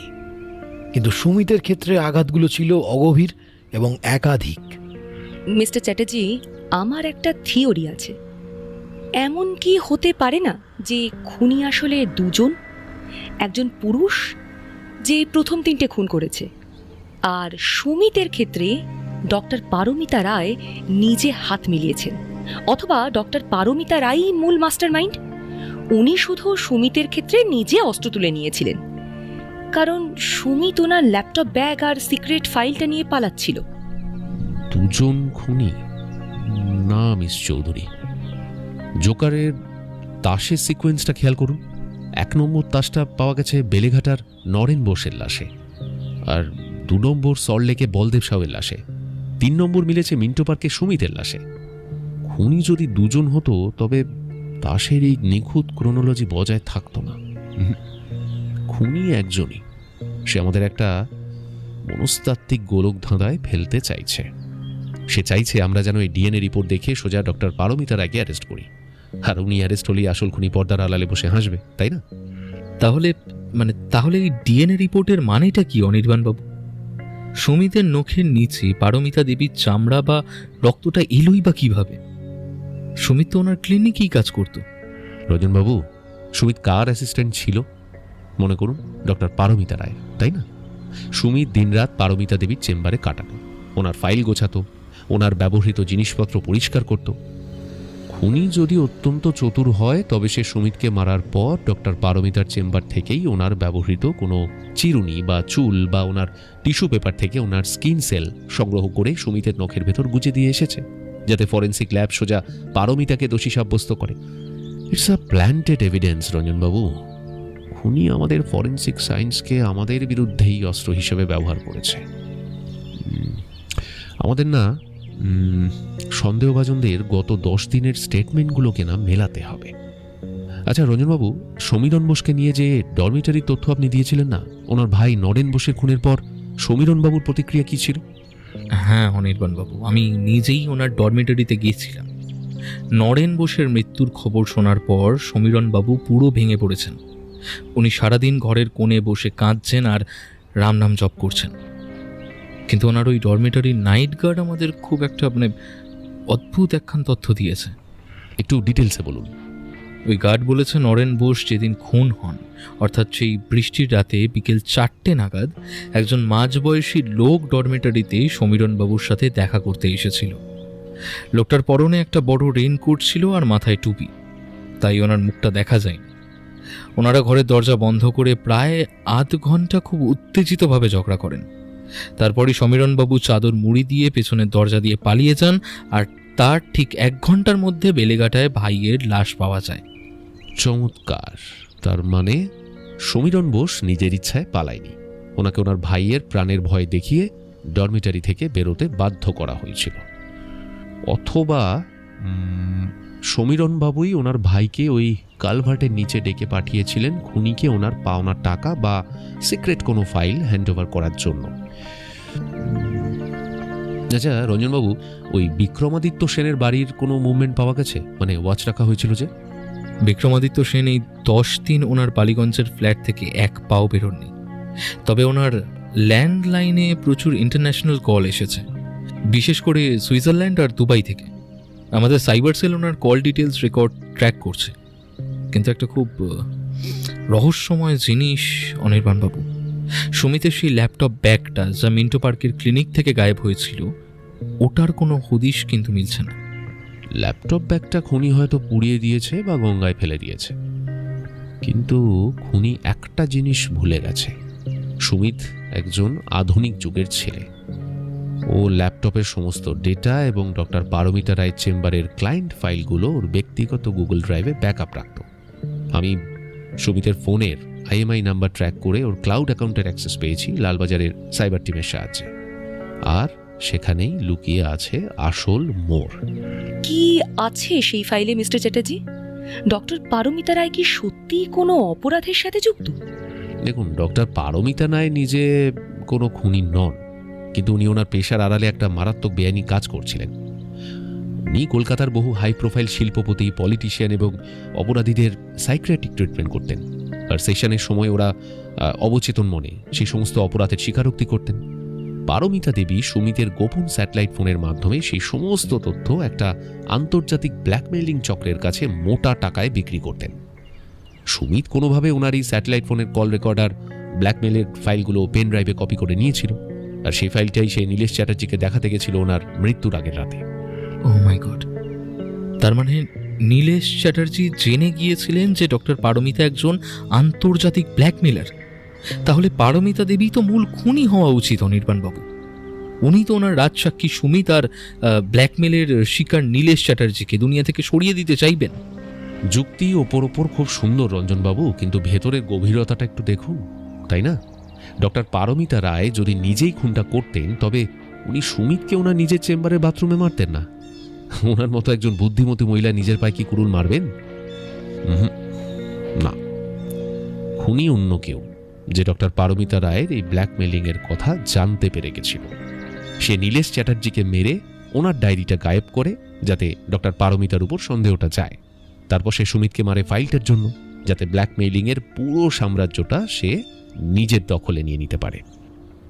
অনির্বাণবাবু, আপনার এই পুরো বিশ্লেষণ যদি সঠিক হয়, তবে খুনি তো এই মুহূর্তে কলকাতার সব থেকে শক্তিশালী এবং বিপজ্জনক মানুষ। সে পুলিশকে বোকা বানিয়েছে, ফরেন্সিক ল্যাবকে ম্যানিপুলেট করেছে এবং এক রাতে 3টে খুনের নিখুঁত টাইম লাইন তৈরি করেছে। তাকে ধরবেন কিভাবে? আমাদের হাতে তো কোনো ডিরেক্ট এভিডেন্স নেই। জুতোর দাগ ম্যাচ করলেও তা নিয়ে কোর্টে প্রমাণ করা যাবে না। ডিএনএ রিপোর্ট তো পারমিতা রায়ের দিকে আঙুল তুলছে। ডক্টর সেন, খুনি যখন আমাদের বিজ্ঞানকে আমাদের বিরুদ্ধে ব্যবহার করেছে, তখন আমাদেরও তার মনস্তত্ত্বকে তার বিরুদ্ধেই ব্যবহার করতে হবে, তাই না? সে নিজেকে ঈশ্বর ভাবছে। সে ভাবছে লালবাজারের পুলিশ ফরেন্সিক রিপোর্ট দেখে এতক্ষণে ডক্টর পারমিতা রায়কে অ্যারেস্ট করার জন্য ওয়ারেন্ট রেডি করছে। তারই আত্মবিশ্বাসটাই কাল হবে। তাহলে আমরা এখন কি করব? আপনি কি তাহলে ডক্টর পারমিতাকে জিজ্ঞাসাবাদ করতে ওনার ক্লিনিকে যাবেন, নাকি বিক্রমাদিত্য চৌধুরীর ফ্ল্যাটে রেড করবেন? আমরা কারো বাড়ি যাব না রঞ্জনবাবু। আমরা খুনিকে নিজের পায়ে হেঁটে লালবাজারে আসার রাস্তা তৈরি করব। এই 10 দিন আমরা যে শান্ত ছিলাম, সেটা হলো খুনিকে একটা চরম স্বস্তি দেওয়ার জন্য। এবার সময় এসেছে তার সেই স্বস্তির দেওয়ালে ফাটল ধরানোর। রঞ্জনবাবু, আপনি একটা কাজ করুন, আপনি এখনই না কলকাতার সমস্ত বড় সংবাদ মাধ্যমে একটা ভুয়ো খবর ছড়িয়ে দিন যে জোকার কিলারের কেসে লালবাজার পুলিশ চূড়ান্ত সাফল্য পেয়েছে। সুমিতের নখের ভেতরে ডিএনএ এবং স্পটে জুতোর দাগের মাধ্যমে আসল খুনিকে চিহ্নিত করা গেছে এবং আজ রাত 12টার মধ্যে লালবাজার পুলিশ তাকে তার বাড়ি থেকে গ্রেপ্তার করতে চলেছে। ওকে? Fake news? কিন্তু মিস্টার চ্যাটার্জি, এই খবরটা বাইরে এলে খুনি তো সতর্ক হয়ে যাবে। সে কি শহর ছেড়ে পালাবে না? না মিস চৌধুরী, সে পালাবে না। সে যখন দেখবে যে পুলিশ ভুল করে তার প্লান্ট করা এভিডেন্সের জালে পা দিয়ে ডক্টর পারমিতা রায়ের দিকে এগোচ্ছে, তখন সে তার নিজের জয়ের চূড়ান্ত আনন্দ উপভোগ করতে এবং নিজের শেষ প্রমাণটা লোপাট করতে আজ রাতেই একটা মারাত্মক ভুল চাল চালবে। আর আমি ঠিক সেই ভুলটার জন্যই গত 10 দিন ধরে অপেক্ষা করছি। রঞ্জনবাবু, গাড়ি রেডি করুন।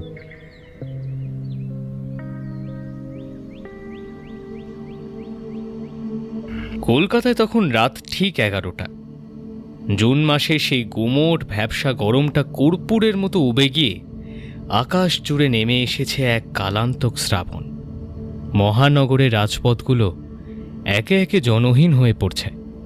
বালিগঞ্জ, রাসবিহারী কিংবা মিন্টো পার্কের চীনা মোড়গুলো এখন সোডিয়াম আলোর নিচে একটা নিস্তব্ধ প্রেতভূমির মতো দেখাচ্ছে। কিন্তু লালবাজারের সেন্ট্রাল কন্ট্রোল রুমের ভেতরের চিত্রটা সম্পূর্ণ উল্টো। সেখানে 24 ঘন্টা ধরে চলা ওয়্যারলেসের একটানা খড়খড়ের আওয়াজ, টেলিফোনের কর্কশ রিং আর ডিউটি অফিসারদের চাপা উত্তেজনা বাতাসটাকে ভারী করে তুলেছে। অনির্বাণ চ্যাটার্জির নির্দেশে সন্ধে 8টায় সংবাদ মাধ্যমে ছড়িয়ে দেওয়া হয়েছে সেই চাঞ্চল্যকর ভুয়ো খবর। 12টার মধ্যে জোকার কিলার সন্দেহে ডক্টর পারমিতা রায় গ্রেফতার হতে চলেছেন। পুরো শহর জুড়ে যেন একটা অদৃশ্য পারমাণবিক বিস্ফোরণ ঘটেছে। মিডিয়ার গাড়িগুলো অলরেডি মিন্টো পার্কের ক্লিনিক থেকে বেশ কিছুটা দূরে ক্যামেরা তাক করে দাঁড়িয়ে আছে। যদিও লালবাজারের কড়া নির্দেশে গেটের সামনে যাওয়ার সাহস তাদের হয়নি। অনির্বাণ এখন তার নিজের ব্যক্তিগত সেডান গাড়িটার পেছনে সিটে বসে। গাড়ির ভেতরে এসি চলছে কনকনে মোটে, কিন্তু অনির্বাণের কপালে বিন্দু বিন্দু ঘাম। সে তার ডান হাতের আঙুলের ফাঁকে ফাউন্টেন পেনটা অনবদ্য ছন্দে ঘোরাচ্ছে। চোখের মনি স্থির, যেন সামনের অন্ধকারের বুক চিরে এই কেসের আসল সত্যটা দেখার চেষ্টা করছে। ড্রাইভিং সিটের পাশে বসে ইন্সপেক্টর রঞ্জন গুহ অত্যন্ত নার্ভাসভাবে নিজের সার্ভিস রিভলভারটা বার করে সিলিন্ডারটা ঘুরিয়ে নিলেন। তারপরে আবার ওটাকে খাপে পুড়ে ঘন ঘন ঘড়ির দিকে তাকাতে লাগলেন। সময়টা যেন এক মুহূর্তে থমকে গেছে, এক একটা সেকেন্ড এক একটা শতাব্দীর মতো। অনির্বাণ তার অবচেতন মনকে শান্ত করার আপ্রাণ চেষ্টা করছে। এই ভুয়ো খবরটা ছিল তার ইনভেস্টিগেশন কেরিয়ারের সবচেয়ে বড় এবং চূড়ান্ত জুয়া। সে ভালো করেই জানত লালবাজারের পুরো পুলিশ বাহিনী আর ফরেন্সিকের এই অনন্যা চৌধুরী এই মুহূর্তে চরম উত্তেজনায়। আর এদিকে অনির্বাণ মনে মনে একটা গভীর হিসাব কষছিল। এই মরণ ফাঁদে আজ রাতে শেষ চালটা তাকে চালতেই হবে। খুনি যদি আজ রাত্রে ডক্টর পারমিতা রায়ের চেম্বারে সুমিতের এই গুগল ড্রাইভের ব্যাকআপ কোড আর পারমিতার নিজস্ব স্যাটেলাইট ফোনটা ধ্বংস করতে আসে, তবে সেটাই হবে পুলিশের কাছে খুনির বিরুদ্ধে শেষ এভিডেন্স। গাড়িটা ল্যান্সডাউন রোড পেরিয়ে মিন্টো পার্কের কাছাকাছি একটা ছায়া ঘেরা অন্ধকার গলির ভেতরে এসে দাঁড়ালো। এই গলির মাথায় স্ট্রিট লাইটটা ফিউজ। শুধু ভেজা পিচের রাস্তার ওপরে পাশের একটা বড় বাড়ির লাইটটা তেরচাভাবে এসে পড়ছে। ঠিক রাত 11:45 এখন। অনির্বাণ বললেন, রঞ্জনবাবু, সমস্ত লোকাল থানার টিমকে ওনাদের পজিশনে থাকতে বলুন। আমার ফাইনাল সিগন্যাল না পাওয়া পর্যন্ত কেউ যেন ওখান থেকে 1 ইঞ্চিও না নড়ে। খেয়াল রাখবেন মিডিয়া যেন কোনোভাবেই ক্লিনিকের মেইন গেটের 100 মিটারের মধ্যে আসতে না পারে। মনে রাখবেন, খুনি যখন ভাববে পুলিশ ডক্টর পারমিতাকে ধরতে ব্যস্ত, ঠিক তখনই সে নিজের শেষ চালটা চালবে। আমি সমস্ত স্পেশাল ফোর্স আর লোকাল ওসিদের কঠোর নির্দেশ দিয়েছি। তারা এখন ক্লিনিকের পেছনের পাঁচিল আর সামনের গলির মুখে ছদ্মবেশে ওত পেতে আছে। কিন্তু আপনার এই মনস্তাত্ত্বিক থিওরিটা কি সত্যিই খাটবে? আপনি কি 100% নিশ্চিত যে খুনি আজ রাতেই এই ঝড়ের মধ্যে প্রমাণ লোপাট করতে এখানে আসবে? আমার যেন বুকের ভেতরটা কুক আইছে। সে আসবেই রঞ্জনবাবু, কারণ সে অত্যন্ত চতুর হলেও একজন আত্মহংকারী অপরাধী। সুমিতের ল্যাপটপ ব্যাগটা সে সরালেও সে খুব ভালো করেই জানে যে সুমিতের ক্লাউডের ব্যাকআপ পাসওয়ার্ড আর পারমিতা রায়ের সেই আন্তর্জাতিক ব্ল্যাকমেলের স্যাটেলাইট ফোনটা এখন ওই স্পেশাল চেম্বারের ভল্টেই রয়েছে। পুলিশ যদি ওটা উদ্ধার করে ফেলে তবে ডক্টর পারমিতার সাথে সাথে খুনি নিজের আসল চক্রান্তটাও কিন্তু ফাঁস করে দিতে বাধ্য হবে। তাই সে আজ রাতে পুলিশ আসার ঠিক আগের মুহূর্তে বিশৃঙ্খলাটাকে সুযোগ হিসেবে ব্যবহার করে প্রমাণটাকে চিরতরে মুছে দিতে আসবে, আর আমরা ঠিক সেই সময়টাতেই ওকে কিস্তিমাত করব। বুঝতে পেরেছেন? অনির্বাণবাবু, ওই দেখুন, ক্লিনিকের 3 তলায় ডক্টর পারমিতার পার্সোনাল চেম্বারের জানলাটার পর্দা যেন একটু নড়ে উঠল। লাইট তো সব বন্ধ, কিন্তু ভেতরে অন্ধকারে যেন একটা হালকা আলোর ফ্ল্যাশ দেখলাম। মনে হলো কেউ একটা পেন টর্চ জেলে নিভিয়ে দিল আবার। তার মানে কি কেউ অলরেডি ভেতরে ঢুকে পড়েছে? ঠিক যা ভেবেছিলাম, খুনি অলরেডি ভিতরে।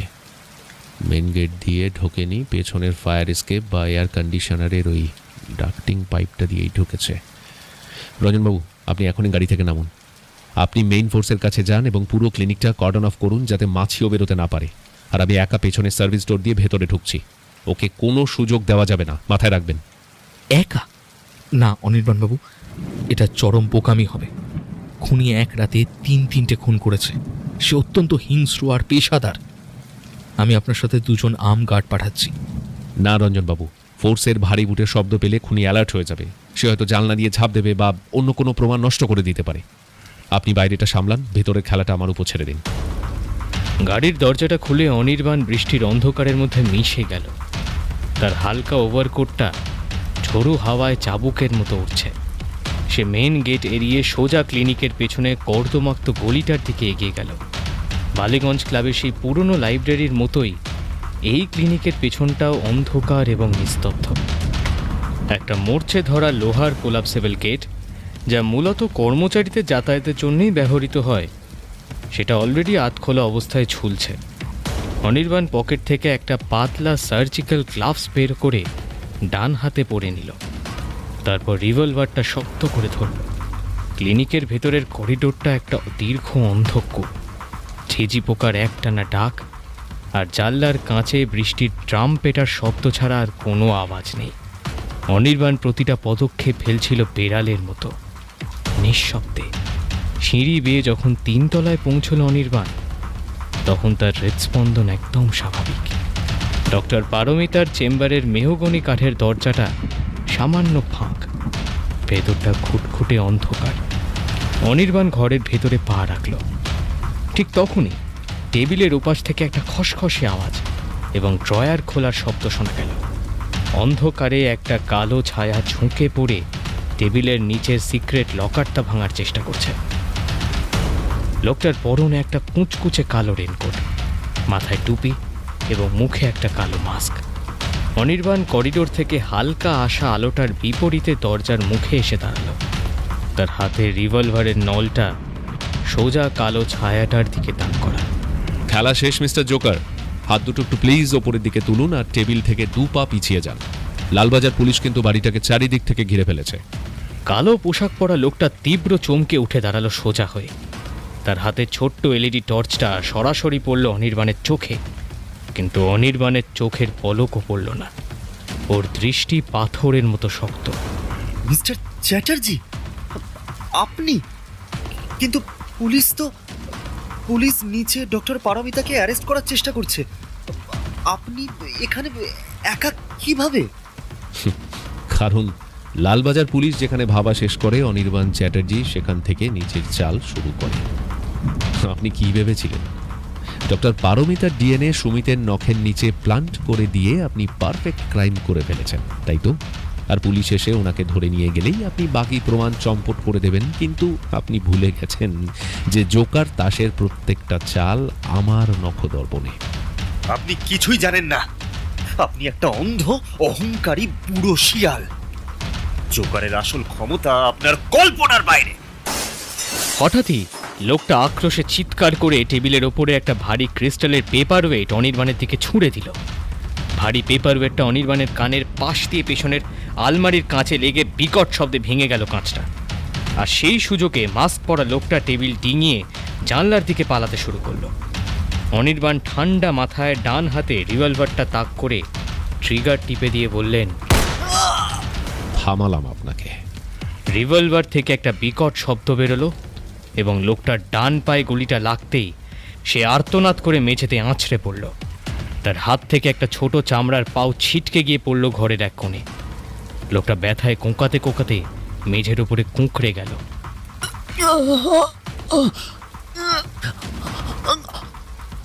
অনির্বাণ অত্যন্ত ধীর পায়ে এগিয়ে গেল লোকটার দিকে।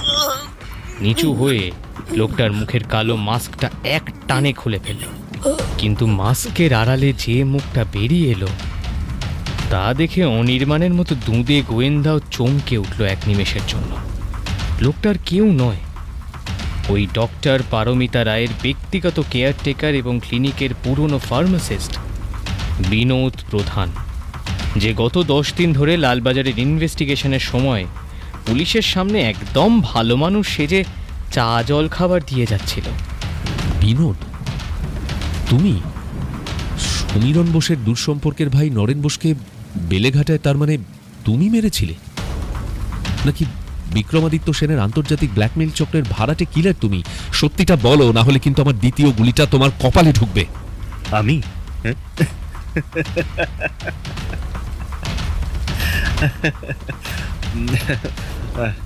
আমি তো একটা সাধারণ ঘুঁটি মাত্র, মিস্টার চ্যাটার্জি।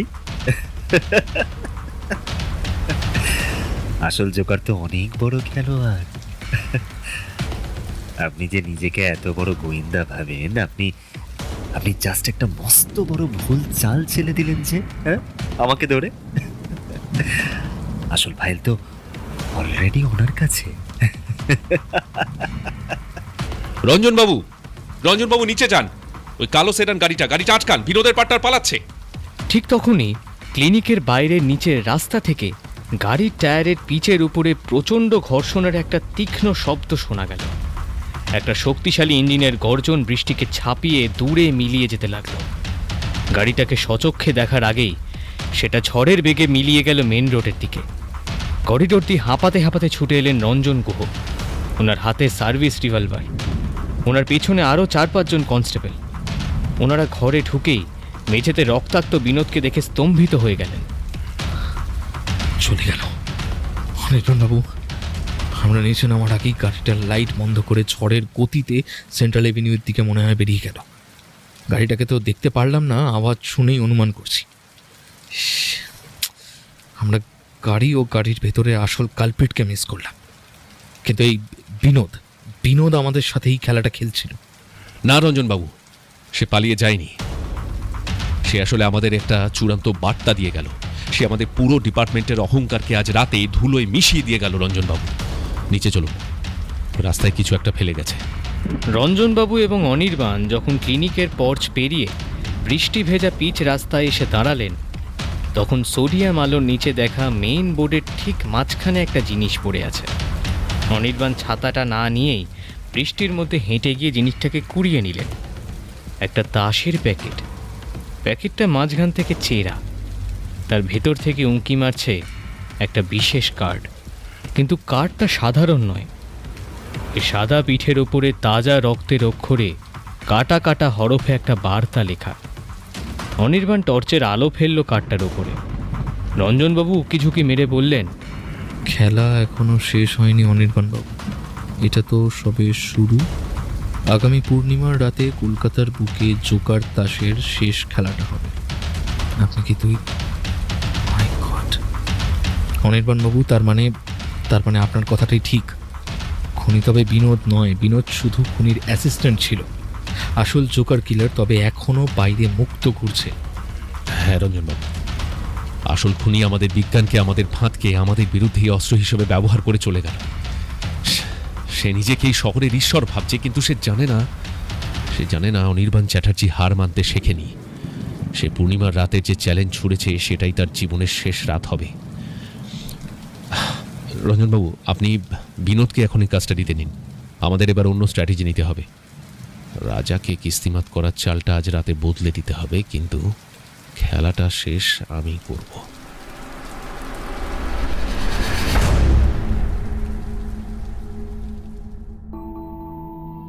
মিন্টো পার্কের সেই রক্তাক্ত এবং ঝোড়ো রাতের পরে কেটে গেছে আরও 4টি দিন। কলকাতার বুকে বৃষ্টির বেগ কমেনি, বরং আকাশ জুড়ে মেঘের ঘনঘটা আরও ঘনীভূত হয়েছে। লালবাজারের 4তলার হোমিসাইড ডিপার্টমেন্টের ভেতরের আবহাওয়াটা বেশ কোমট।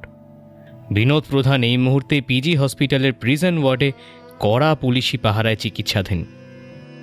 তার পায়ে অনির্বাণের ছোড়া গুলিটা বেশ গভীরভাবেই ক্ষত করেছে, কিন্তু গত 4 দিনে ম্যারাথন জিজ্ঞাসাবাদের সামনেও বিনোদ মুখ খোলেনি। একটা কথাই সে আওড়ে চলেছে, সে খুন করেনি। সে শুধুমাত্র ওই রাতেই ডক্টর পারমিতার লকার থেকে কিছু ফাইল সরাতে গেছিল, আর আসল জোকার কিলার যে অন্য কেউ তা সে প্রমাণ করে দিয়ে গেছে বৃষ্টি ভেজা রাস্তায় রক্তাক্ত অক্ষরে লেখা সেই জোকার তাসের মাধ্যমে। আজ সকাল থেকেই লালবাজারের ফরেন্সিক ল্যাবে একটা অদ্ভুত নিস্তব্ধতা। টেবিলের উপরে ছড়ানো রয়েছে বিনোদের কাছ থেকে উদ্ধার হওয়া সেই চামড়ার পাউচটা, ডক্টর পারমিতা রায়ের চেম্বার থেকে সংগৃহীত নতুন কিছু ফরেন্সিক নমুনা এবং মিন্টো পার্কের ঘরের মেঝেতে পড়ে থাকা সেই ভাঙা ক্রিস্টালের পেপার ওয়েটের টুকরো। ডক্টর সোমনাথ সেন নিচে চেয়ারে বসে গম্ভীর মুখে একটা কম্পিউটার মনিটরের দিকে তাকিয়ে আছে, যেখানে একটা 3D বায়োমেকানিক্স গ্রাফ ক্রমাগত ওঠানামা করছে। ওনার ঠিক পাশে দাঁড়িয়ে আছে অনন্যা। অনন্যার চোখে মুখে আজ কোনো ক্লান্তি নেই, বরং সেখানে চকচক করছে এক মারাত্মক আবিষ্কারের উত্তেজনা। তার হাতে একটা সাদা রঙের ফাইল। ঠিক সকাল 11:30 চেম্বারের দরজা ঠেলে ভেতরে ঢুকলো অনির্বাণ, পেছন পেছনে রঞ্জন। অনির্বাণের পরনে একটা ধূসর রঙের ব্লেজার, চুলগুলো নিখুঁতভাবে ব্যাকব্রাশ করা। তার ডান হাতের আঙুলের ফাঁকে সেই চিরপরিচিত ফাউন্টেন পেনটা ছন্দে ছন্দে ঘুরছে। তার চোখ দুটো শান্ত। রঞ্জন গুহর হাতে একটা কালো কফি মাগ, কপালে চিন্তার ভাঁজ। Good morning doctor Sen. Binod প্রধানকে গ্রেপ্তার করার পর তো 4 দিন কেটে গেল। পরশুই কিন্তু পূর্ণিমা, অর্থাৎ সেই জোকার কিলারের দেওয়া ডেডলাইন। বিনোদের মুখ থেকে সাইবার সেল বা ইন্টারোগেশন টিম এখনও কোনো বড় সূত্র বার করতে পারেনি। আপনাদের ফরেন্সিক ল্যাব কি নতুন কোনো আলোর দিশা দেখাতে পারবে? সময় কিন্তু হাতে ভীষণ কম। অনির্বাণবাবু, বিজ্ঞান কখনো মিথ্যে কথা বলে না, কিন্তু বিজ্ঞান মাঝে মধ্যে এমন সত্য সামনে এনে দাঁড় করায় যা আমাদের চেনা যুক্তিকে পুরোপুরি ওলটপালট করে দেয়। গত 4 দিন ধরে অনন্যা আর আমি মিন্টো পার্কে ক্রাইম সিনের প্রতিটা ইঞ্চি মাটি, প্রতিটা রক্তের দাগ আর বিনোদের শারীরিক গঠন নিয়ে ল্যাবে চুল চেরা বিশ্লেষণ করেছি। অনন্যা, মিস্টার চ্যাটার্জিকে আমাদের ফাইনাল অবজারভেশনটা দেখাও। মিস্টার চ্যাটার্জি, রঞ্জনবাবু, আপনার একটু ভালো করে এই 3D অ্যানালিসিসটা খেয়াল করুন।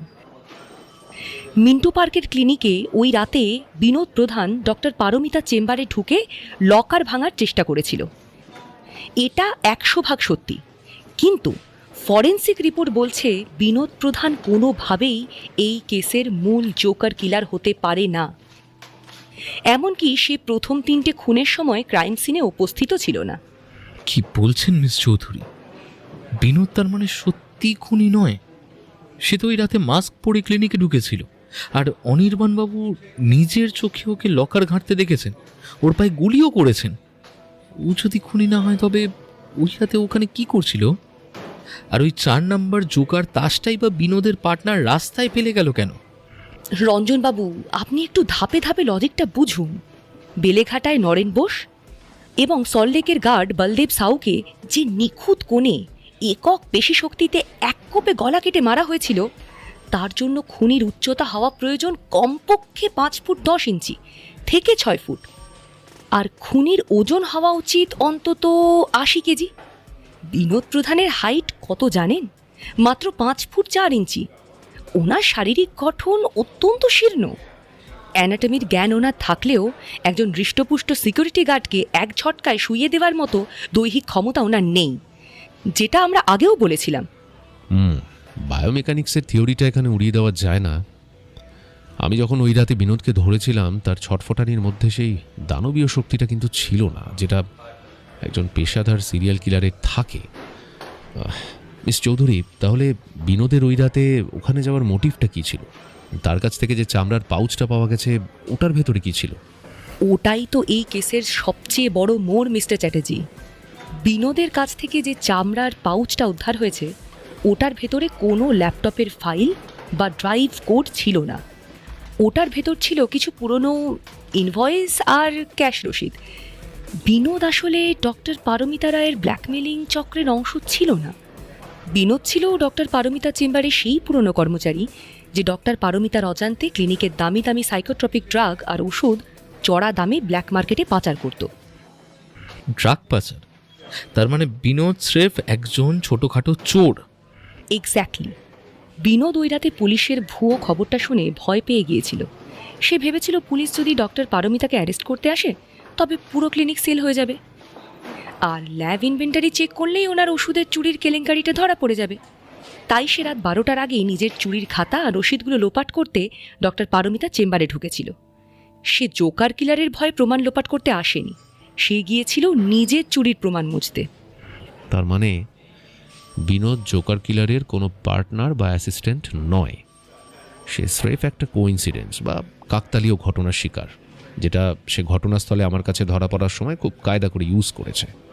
কিন্তু মিস চৌধুরী, বিনোদ যদি খুনি না হয় তবে ওই রাতে গলি থেকে যে কালো সিরেন গাড়িটা টায়ারের শব্দ করে লাইট বন্ধ করে পালালো ওটা কার গাড়ি ছিল?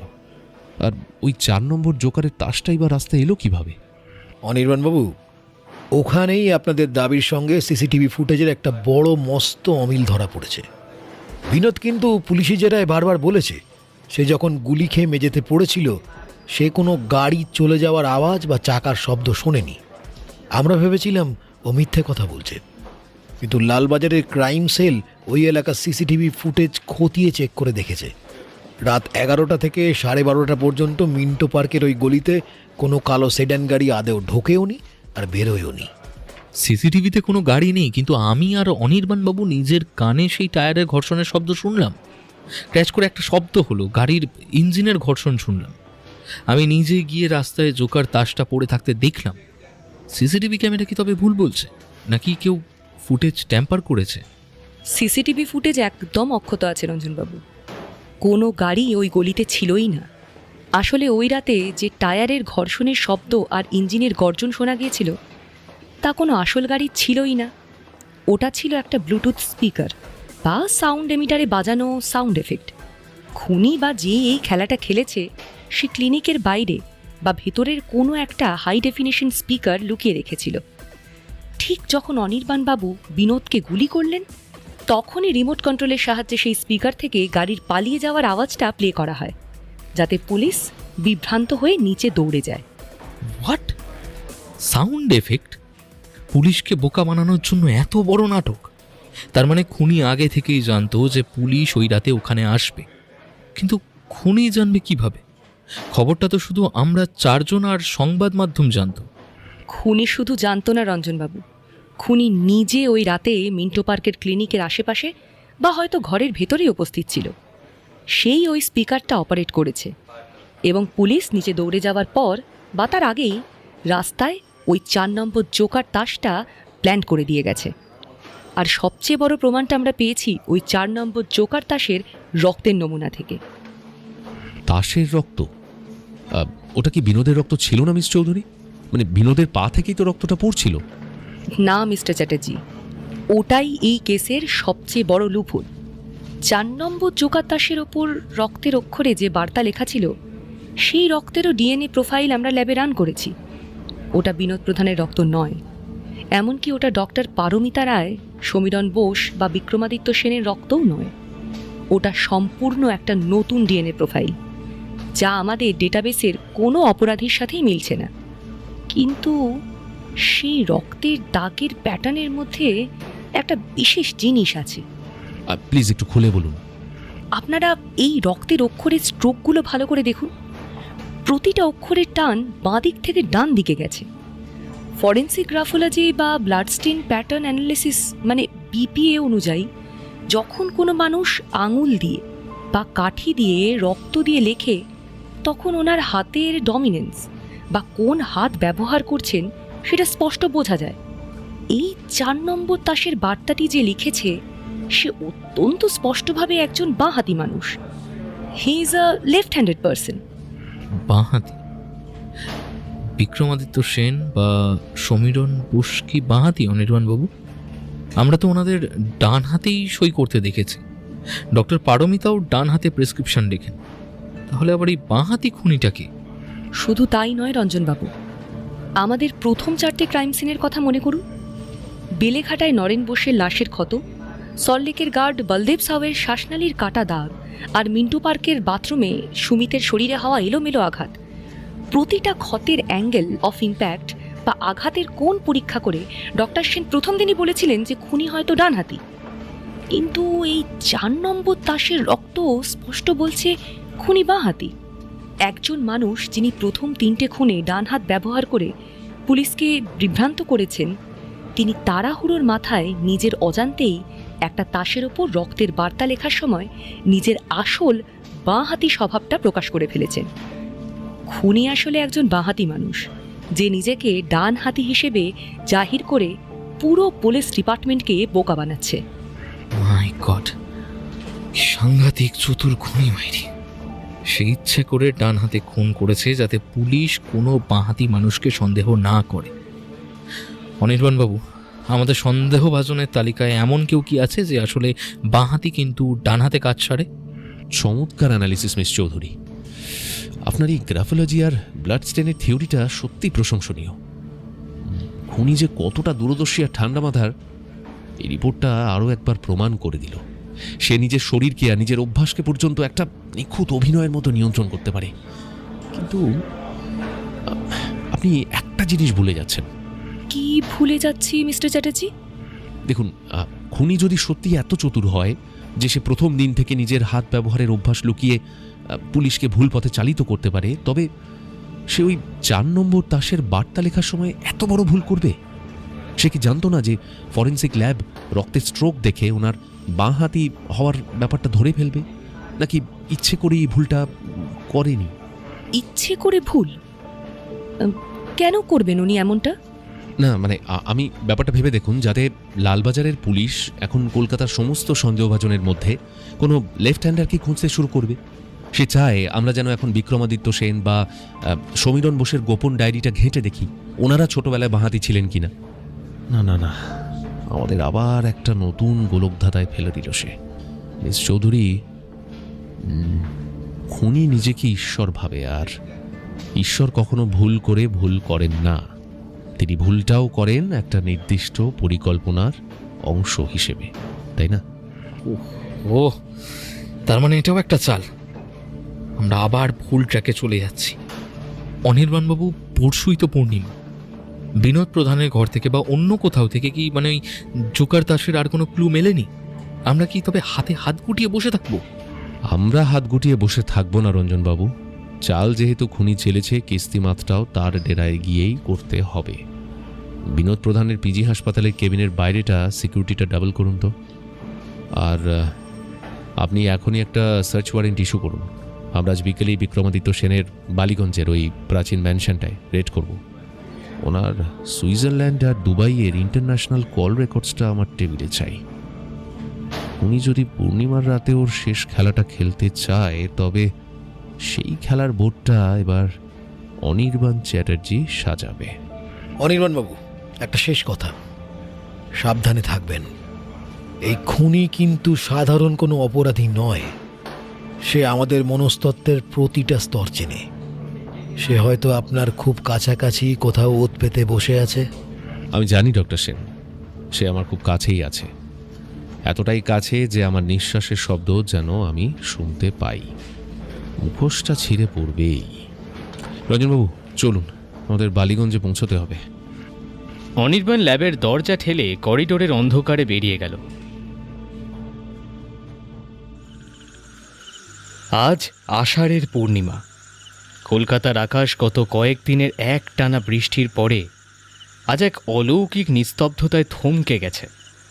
মেঘের ঘন কালো স্তর ভেদ করে আকাশে উদিত হয়েছে একটা মায়াবী রূপলি পূর্ণচন্দ্রের মতো থালা। সেই চাঁদের হিমশীতল আলো এসে পড়ছে বালিগঞ্জের একটা ছায়া ঘেরা নির্জন গলির মাথায় দাঁড়িয়ে থাকা সেন ম্যানশনের উপর। ঊনবিংশ শতাব্দীর গোড়ার দিকে তৈরি এই বিশাল রাজকীয় প্রাসাদোপম বাড়ির সিংহদুয়ারটা অলরেডি আতখোলা। বাড়ির চারপাশের বাগানে বড় বড় ঝাউ আর দেবদারু গাছগুলো ভুতুড়ে পাহারাদারের মতো দাঁড়িয়ে। বাড়ির ভেতরে কোনো আলো নেই, শুধু দোতলার ব্যালকনি আর বড় ঝাড়লণ্ঠন ঝোলানো প্রধান হলঘরের কাঁচের জানলা দিয়ে পূর্ণিমার আলো ভেতরে ঢুকে এক অলি কালো ছায়ার গোলকধাঁধা তৈরি করেছে। বিক্রমাদিত্য সেন এই ম্যানশনেরই শেষ জীবিত ট্রাস্টি এবং আন্তর্জাতিক আর্ট সিন্ডিকেটের মাথা এখন ওনার দামি চেয়ারে বসে হলের ঠিক মাঝখানে একাকী অপেক্ষা করছেন। ওনার নিঃশ্বাসের খসখসে শব্দ ছাড়া বিশাল ঘরটায় আর কোনো প্রাণস্পন্দন নেই।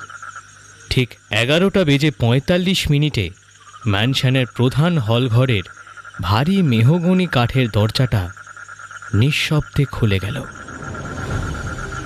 অন্ধকারের বুক চিরে হলের ভেতরে এসে দাঁড়ালো একটা দীর্ঘ ছায়া, যার পরনে একটা লম্বাটে কালো ওভারকোট, মাথায় হ্যাট, আর ডান হাতের আঙুলের ফাঁকে একটা অদ্ভুত জাদুকরি ছন্দে চকচক করে ঘুরছে একটা ফাউন্টেন পেন। চাঁদের আলো তার মুখের ওপর পড়তেই দেখা গেল ঠোঁটের কোণে ঝুলছে একটা হিমশীতল আত্মবিশ্বাসী হাসি। তিনি আর কেউ নন, লালবাজারের কিংবদন্তি ক্রাইম সাইকোলজিস্ট এবং ইনভেস্টিগেটর অনির্বাণ চ্যাটার্জি। তার বাম হাতটা কোটের পকেটের ভেতরে গভীর আশ্রয় লুকানো, যেন সেখানে তার এই অন্তিম খেলার মূল অস্ত্রটা ওত পেতে আছে। অনির্বাণ অত্যন্ত ধীর রাজকীয় পায় এগিয়ে এলো চেয়ারের দিকে। বিক্রমাদিত্য বাবু, জানেন, ইনভেস্টিগেশন আমাদের খুব দামি একটা জিনিস শেখায়। কি বলুন তো, অপরাধী যতই চালাক হোক না কেন, তার সাম্রাজ্যের শেষ স্তম্ভটা যখন ভাঙতে শুরু করে, তখন সে তার সমস্ত আভিজাত্য হারিয়ে একটা খাঁচায় বন্দি ইঁদুরের মতো ছটফট করতে থাকে। নীলেশ চ্যাটার্জি, সমীরণ বোস, বল্লেভ সাউ আর সুমিত, আপনার এই চক্রের 4টে প্রধান স্তম্ভ অলরেডি ধুলোয় মিশে গেছে। আজ এই পূর্ণিমার রাতে জোকারের তাসের শেষ খেলাটা আপনার এই প্রাচীন ম্যানশনই শেষ হবে, বুঝলেন? আপনি তৈরি তো? চেয়ারে বসা বিক্রমাদিত্য সেন কোনো উত্তর দিলেন না। ওনার মাথাটা একদিকের কাঁধের ওপরে অদ্ভুতভাবে ঝুলে রয়েছে। অনির্বাণ ভ্রু কুঁচকে একটু সামনে এগিয়ে এলেন। নিজের ডান হাতটা বৃদ্ধের কাঁধ স্পর্শ করতেই চেয়ারটা সামান্য ঘুরে গেল। চাঁদের আলোয় দেখা গেল বিক্রমাদিত্য সেনের চোখ দুটো তীব্র আতঙ্কে ও বিস্ময় স্থির হয়ে আছে, আর ওনার গলাটা এক কোপে নিখুঁতভাবে নামিয়ে দেওয়া হয়েছে। ওনার সাদা সিল্কের পাঞ্জাবিটা তাজা রক্তে লাল, আর ওনার কোলের ওপরে পিন দিয়ে গেঁথে রাখা একটি ছকছকে তাস, জোকারের। এই জোকারের একদিকের চোখে লাল কালির সেই চিরপরিচিত ক্রস। অনির্বাণ এক মুহূর্তের জন্য স্তব্ধ হয়ে গেল। সে চারপাশটা দেখার জন্য ঘুরে দাঁড়াতেই হঠাৎ পুরো হলের চারদিকের দেওয়ালে বসানো প্রকাণ্ড সব সোডিয়াম এবং এলইডি ফ্লাড লাইটগুলো জ্বলে উঠল একসঙ্গে। কয়েকটা শব্দ, তীব্র সাদা আলোয় পুরো হলঘরটা দিনের আলোর মতো উদ্ভাসিত হয়ে গেল। হলঘরের প্রবেশদ্বারের মুখে, সিঁড়ির ধাপে এবং জানলার আড়ালে একে একে এসে দাঁড়ালো লালবাজারের আর্ম ফোর্সের জনা 10 জওয়ান। তাদের হাতে সব রাইফেলগুলো সোজা তাক করা অনির্বাণের বুকের দিকে, আর ওনাদের ঠিক মাঝখানে ধীর পায়ে এগিয়ে এলেন ইন্সপেক্টর রঞ্জন গুহ, পিছন পিছন সোমনাথ সেন, এবং সবার সামনে অত্যন্ত কঠিন ক্ষুরোধার চোখে অনির্বাণের দিকে রিভলভার তাক করে দাঁড়িয়ে আছে ফরেন্সিক অ্যাসিস্ট্যান্ট অনন্যা চৌধুরী। তার হাতে একগোছা ফরেন্সিক ফাইল। রঞ্জন গুহ চোখের জল সামলানোর আপ্রাণ চেষ্টা করতে করতে কাঁপা কাঁপা গলায় বললেন, অনির্বাণবাবু, সারেন্ডার করুন। দয়া করে আর কোনো চাল চালার চেষ্টা করবেন না। আমরা চারিদিক থেকে এই ম্যানশন কার্ডন অফ করে রেখেছি। আজ আপনার খেলা শেষ। আরে রঞ্জনবাবু যে, হ্যাঁ, ডক্টর সেন, মিস চৌধুরী, আপনারা এখানে কি ব্যাপার? বিক্রমাদিত্যবাবু তো অলরেডি খুন হয়েছেন। খুনি আমাদের আবার এক কদম পেছনে ফেলে দিয়ে চলে গেল, আর আপনারা আমার দিকে বন্দুক তাক করে দাঁড়িয়ে আছেন। আচ্ছা, অপরাধ মনস্তত্ত্বের প্রথম নিয়মটা সেটা কি ভুলে গেলেন? শিকারীর বন্দুক সবসময় বন্য পশুর দিকে থাকা উচিত, ওনার সহযোদ্ধার দিকে নয়, তাই না? মিস্টার চ্যাটার্জি, আর ড্রামা নয়। এই থিয়েট্রিক্যাল সাইকোলজি লেকচার দিয়ে আপনি গত 10 দিনের ওপর লালবাজার পুলিশকে ভেড়া বানিয়ে নর্দমায় ঘুরিয়েছেন। কিন্তু বিজ্ঞান আবেগ চেনে না, সে শুধু এভিডেন্স চেনে। শিকারী অলরেডি নিজের খাঁচায় ঢুকে পড়েছে। এই বিক্রমাদিত্য সেনকে আধ ঘন্টা আগে আপনি নিজেই নিজের হাতে খুন করেছেন এবং পুলিশকে বিভ্রান্ত করতে নিজের সাউন্ড স্পিকার অন করে আবার মেইন গেট দিয়ে নাটক করতে করতে ঢুকছিলেন। এই জোকার তাসের আড়ালের আসল জোকার কিলার অন্য কেউ নয়, সে আপনি নিজে, অনির্বাণ চ্যাটার্জি। মিস চৌধুরী, আপনি তো দেখি এই কদিনে বেশ বড় গোয়েন্দা হয়ে উঠেছেন। লালবাজারের ফরেন্সিক ডিপার্টমেন্টকে না আমি এতটা জিনিয়াস ভাবিনি। আচ্ছা, কোন যুক্তিতে, কোন লজিকের উপর দাঁড়িয়ে আপনি শহরের সবচেয়ে সফল ক্রাইম ইনভেস্টিগেটরের বুকে এই নোংরা অপবাদটা দাগছেন বলুন তো? ধাপে ধাপে বলুন প্লিজ, শুনি একটু। তাহলে শুরু করা যাক প্রথম খুন থেকে। Real estate tycoon Nilesh Chatterjee. আপনি নিজে ক্রাইম সিন পরীক্ষা করে রঞ্জনবাবুকে বলেছিলেন টেবিলের ওপর একটা জলের গোল দাগ আছে, যা প্রমাণ করে খুনি সেখানে বসে হুইস্কি বা চুরুট খাচ্ছিল এবং পরে গ্লাসটা নিয়ে পালায়। কিন্তু আপনি ভাবেননি যে মডার্ন ফরেন্সিক ওই কাঠের টেবিলের সূক্ষ্ম ময়েশ্চার স্যাম্পেল থেকেও কেমিক্যাল এক্সট্রাকশন করতে পারে। ডক্টর সেনের ল্যাব পরীক্ষায় ওই জলের দাগের ভেতর থেকে ওল্ড স্কচ হুইস্কির সাথে পাওয়া গেছে একটা বিশেষ রেয়ার ব্র্যান্ডের ফাউন্টেন পেনের কালির কণা, যে ফাউন্টেন পেনটা এই মুহূর্তে আপনার ডান হাতে ঘুরছে। সেদিনও আপনি নীলেশবাবুর মুখোমুখি বসে চুরুট খেতে খেতে নিজের হাতের পেনটা টেবিলে রেখেছিলেন, যার ক্যাপে কালি লেগেছিল। শুধু তাই নয় অনির্বাণবাবু, নীলেশবাবুর ক্ষতে যে অ্যাঙ্গেল অফ ইম্প্যাক্ট বা কোণ দেখে আমি বলেছিলাম খুনি ডানহাতি, সেটা তো আপনারই শেখানো সাজানো থিওরি ছিল। একজন ডানহাতি মানুষ ইজি চেয়ারের ডান দিকের টেবিল থেকে উঠে ওভাবে কোপ মারতে পারে না। খুনি আসলে টেবিল থেকে উঠে তার বাঁ হাত ব্যবহার করে চপারটা চালিয়েছিল, কিন্তু বডি পজিশন এমনভাবে টুইস্ট করেছিল যাতে আমার মতো ডাক্তারদের মনে হয় খুনি ডানহাতি। আপনি প্রথম দিন থেকেই আমাদের ভুল ট্র্যাকে ছুটিয়েছিলেন। এবার আসা যাক দ্বিতীয় ও তৃতীয় খুনে, নরেন বোস আর বলদেব সাহু। বলদেবের ক্রাইম সিনে আপনি কাদার ওপর 9 সাইজের স্নিকার্সের ছাপ আর দেওয়ালে অ্যান্টিক আর্টের রিয়ার গ্লেজিং কেমিক্যাল ফেলে এসেছিলেন। ল্যাব টেস্ট বলছে ওই গ্লেজিং কেমিক্যালটি আদতে কোনো সাধারণ কেমিক্যাল নয়, ওটা 19বিংশ শতকের আর্ট রিস্টোরেশনের কাজে লাগে, যা আপনার ব্যারাকপুরের বাড়ির প্রাচীন লাইব্রেরিতে প্রচুর পরিমাণে মজুদ আছে। আর 9 সাইজের স্নিকার্স, আপনি নিজেই পায়ে ওটা পরেছিলেন ঠিকই, কিন্তু আপনি হাঁটার সময় আপনার বাঁ পায়ের ওপর বেশি ভর দিচ্ছিলেন, যা একজন জন্মগত বাঁহাতি মানুষের হাঁটার স্বভাব বা গেইট অ্যানালিসিস। আর মিন্টো পার্কের সেই চতুর্থ খুন সুমিত, ওটা আর কি ব্যাখ্যা আছে আপনার কাছে মিস চৌধুরী? সুমিতের খুনটা ছিল আপনার ইনভেস্টিগেশনের সবচেয়ে বড় মাস্টার স্ট্রোক, আর অবভিয়াসলি সবচেয়ে বড় ভুল। সুমিত এই চক্রের সেক্রেটারি হিসেবে ওনার ল্যাপটপে একটা ক্লাউড ব্যাকআপ রাখছিল, যেখানে এই চক্রের করা সমস্ত ব্ল্যাকমেলিংয়ের ইতিহাস আর শিকারদের নাম ছিল। আপনি বাথরুমে সুমিতকে মেরে ওনার পকেট থেকে ওই ক্লাউড ব্যাকআপের কোডটা গায়েব করে দিলেন, আর পুলিশকে বোকা বানাতে সুমিতের নখের ভেতর ডক্টর পারমিতা রায়ের ডিএনএ আর চামড়া প্ল্যান্ট করে দেন। আপনি ভেবেছিলেন পুলিশ পারমিতার পেছনে ছুটবে আর আপনি আড়ালে থেকে যাবেন, কিন্তু আপনি ওই রাতে তাড়াহুড়োর মাথায় মিন্টো পার্কের রাস্তায় যে 4 নম্বর জোকার তাসটা ফেলে গিয়েছিলেন, ওটা রক্তের অক্ষরে স্ট্রোক অ্যানালিসিস মানে বিপিএ আমাদের বলে দেয় যে লেখক অত্যন্ত স্পষ্টভাবে ওনার বাঁ হাতই ব্যবহার করেছেন। আপনি পুলিশকে ডানহাতি খুনি বুঝিয়ে বোকা বানাতে গিয়ে নিজের অজান্তেই আসল বাঁহাতি স্বভাবটা তাসের ওপর ফুটিয়ে ফেলেছিলেন মিস্টার চ্যাটার্জি। অনির্বাণ বাবু, আমি আপনাকে নিজের গুরুর মতো শ্রদ্ধা করতাম। আপনি কেন এই সর্বনাশা পথটা বাঁচলেন? এই বিনোদ প্রধান, ও তো চোর ছিল, ও কোনো খুনি ছিল না। ওকেও আপনি ওই রাতে নিজের অপরাধ লোকাতে আর চুরির ফাইলটা নিজের পকেটে পুরতে ইচ্ছা করে পায়ে গুলি করেছিলেন। কেন করলেন এমনটা? কি মোটিভ ছিল আপনার? আর 5 নম্বর শিকার হিসেবে ওই বৃদ্ধ বিক্রমাদিত্য সেনকেই বা কেন আজ আপনি শেষ করে দিলেন? হলঘরের ভেতরে কয়েক মুহূর্তের জন্য একটা অখণ্ড নিস্তব্ধতা নেমে এলো। ঘরের দেওয়ালের ঘড়িটা টিকটিক শব্দে চাবুকের মতো শোনাচ্ছে। অনির্বাণ ধীরে ধীরে নিজের ওভারকোটের বোতামগুলো খুলল। তার মুখমণ্ডলে হালকা কৌতুকটা উবে গেল। সেখানে ভেসে উঠল একটা চরম বিষাদ, এক কিংবদন্তির প্রতিজ্ঞার আলো। হ্যাঁ রঞ্জনবাবু, আমি জোকার।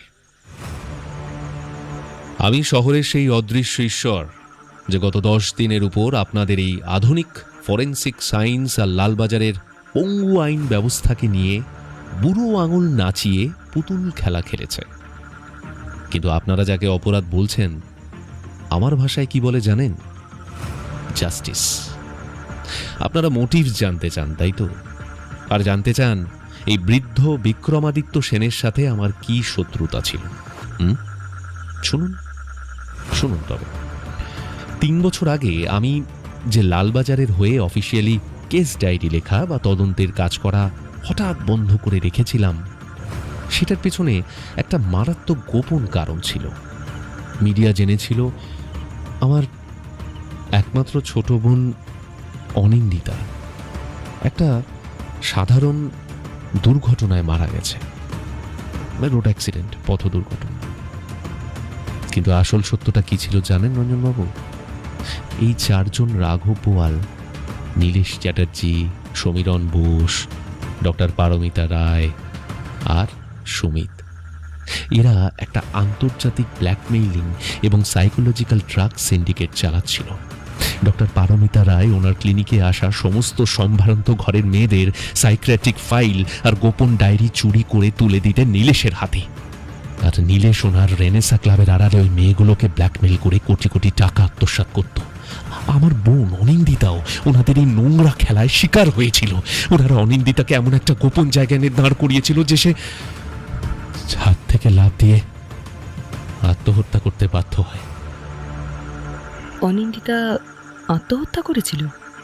কিন্তু মিস্টার চ্যাটার্জি, তাহলেও এই বৃদ্ধ বিক্রমাদিত্য সেনকে মারার কি প্রয়োজন ছিল?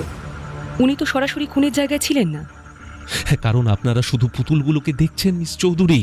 ওনাদের নাড়ানোর আসল সুতোটা যার হাতে ছিল সেই হলো এই নরপিশাচ বিক্রমাদিত্য সেন। অনিন্দিতার মৃত্যুর পর আমি যখন একজন সৎ পুলিশ অফিসার হিসেবে সমস্ত প্রমাণ সহ লালবাজারে এই 4 জনের বিরুদ্ধে ফাইল জমা দিতে গিয়েছিলাম, ঠিক তার মাত্র 1 ঘন্টার মধ্যে উপর মহলের নির্দেশে সেই ফাইলটা কর্পূরের মতো গায়েব করে দেওয়া হয়েছিল।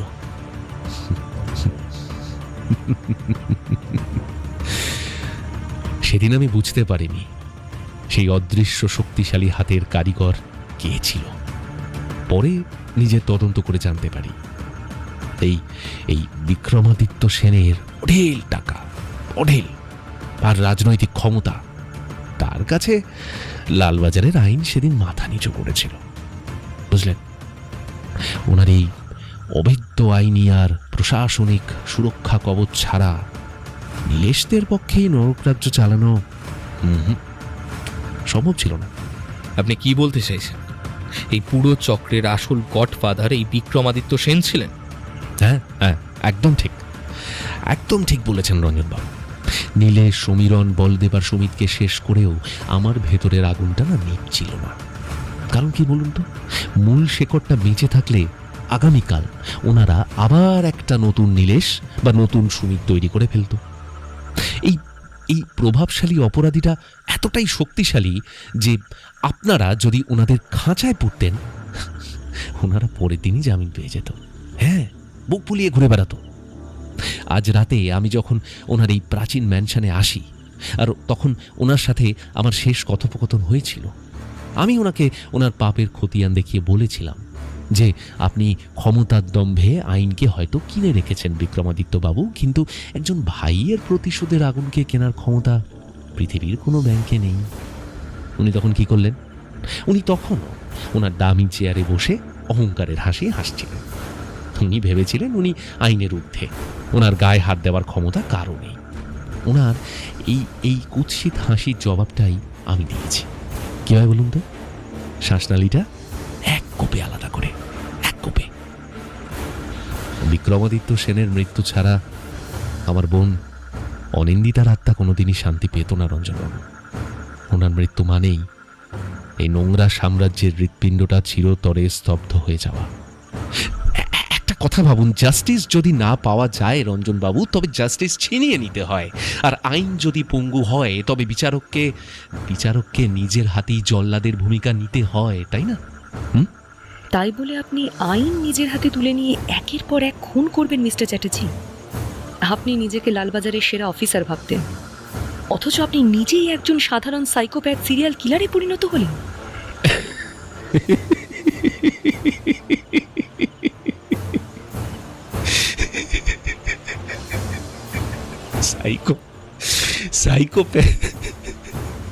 সাইকোপ্যাথ, তাই না?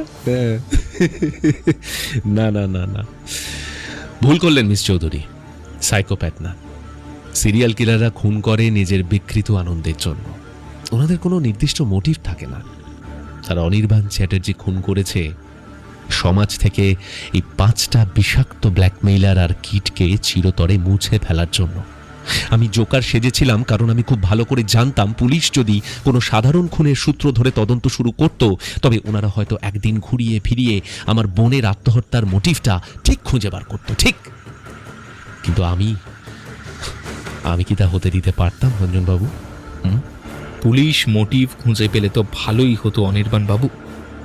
আমরা আইন অনুযায়ী এই নরপিশাচদের সাজা দিতাম। আপনি আমাদের সেই সুযোগটাই দিলেন। রঞ্জনবাবু, সুযোগ দিতাম? আপনাদের এই ঠুটো জগন্নাথ পুলিশ আর পঙ্গু আইন ব্যবস্থার উপর ভরসা করে এই অপরাধীদের আবার বেঁচে থাকার সুযোগ দিতাম, তাই না? আপনারা মোটিভ খুঁজে পেলে কি করতেন? কোর্টে কেস ফাইল করতেন। আর বিক্রমাদিত্য সেনের মতো গডফাদাররা ওনাদের লাখ টাকার উকিল না করিয়ে আইনের ফাঁক গোলে জামিন দিয়ে বুক ফুলিয়ে আবার সমাজের বুকে ঘুরে বেড়াতো। আর আমার বোনের খুনিদের বিচার আপনাদের এই কাগজে আইন করুক, সেটা আমি চাইনি রঞ্জনবাবু, না, একদম চাইনি। ওনাদের শাস্তি দেওয়ার দায়িত্ব আমি অন্য কাউকেই দিতে পারতাম না, ওটা নিজের হাতেই করতে হতো। আমি চেয়েছিলাম এই বিচারটা শুধু আমার আর ওনাদের মধ্যে থাকবে। তাই আমি একটা কাল্পনিক সিরিয়াল কিলারের গল্প ফাঁদলাম, যাতে আপনারা জোকার তাসের গোলকধারায় ঘুরে মরে যান, আর আমি আড়ালে এক এক করে ওনাদের চিতাগুলো পুড়িয়ে দিতে পারি, আগুন লাগিয়ে দিতে পারি। একের পর এক ক্রাইম সিনে ওই ডান হাতের ক্ষত, তারপরে 9 নম্বর সাইজের জুতো, ভুয়ো ডিএনএ প্লান্ট করে, মানে আমি না আপনাদের ফরেন্সিক সায়েন্সের অহংকারকে একদম ধুলোয় মিশিয়ে দিয়েছি, একদম কিচ্ছু নেই। বিজ্ঞান যদি এতটা জিনিয়াস হতো মিস চৌধুরী, তবে প্রথম 4টে খুনের সময় অনির্বাণ চ্যাটার্জি যখন আপনাদের পাশে দাঁড়িয়ে কফি খাচ্ছিল, তখন আপনাদের কম্পিউটার ওনার হৃৎপিণ্ড ধরতে পারলো না কেন? হ্যাঁ, আপনার বুদ্ধি সত্যি কিংবদন্তি অনির্বাণ বাবু, কিন্তু অপরাধ করে কেউ কোনো দিন পার পায়নি। আর আপনার আজ এই স্বীকারোক্তি অলরেডি লালবাজারের রেকর্ডিং ডিভাইসে রেকর্ড করা হয়ে গেছে। এবার আপনার আত্মসমর্পণ করা উচিত। আত্মসমর্পণ? অনির্বাণ চ্যাটার্জি জীবনভর শুধু সত্যের সামনে মাথা নত করেছে, আপনাদের এই লোহার খাঁচার সামনে নয়। আমি আমার মিশনটা সফল করেছি। অনিন্দিতাকে যারা মেরেছিল ওনাদের 4 জনকে আর ওনাদের রক্ষাকর্তাকে নিজের হাতে নরকে পাঠিয়েছি। সুমিতের ল্যাপটপের যে ড্রাইভ ফাইলটা আপনারা খুঁজছেন, ওটা আমি অলরেডি ডিস্ট্রয় করে দিয়েছি। ইয়েস, যাতে এই শহরের আর কোনো নিরীহ মেয়ের গোপন ফাইল কোনো দিন জনসমক্ষে না আসে। আমি সমাজকে কুখ্যাত অপরাধীদের হাত থেকে মুক্ত করে দিয়ে যাচ্ছি। না অনির্বাণ বাবু, ওটা করবেন না, প্লিজ প্লিজ। বন্দুকটা নামান আপনি। অনির্বাণ বাবু প্লিজ, ওটা বন্দুকটা নামিয়ে দেন, বন্দুকটা। রঞ্জনবাবু, ইনভেস্টিগেশন আমাদের শেষ একটা অমোঘ পাঠ শেখায়। খেলা যখন শেষ হয়ে যায়, তখন দাবার চালার গুটিগুলোকে একই সাথে বাক্সে বন্দি করতে হয়। আর জোকারের তাসের কাজ শেষ, খেলাও শেষ।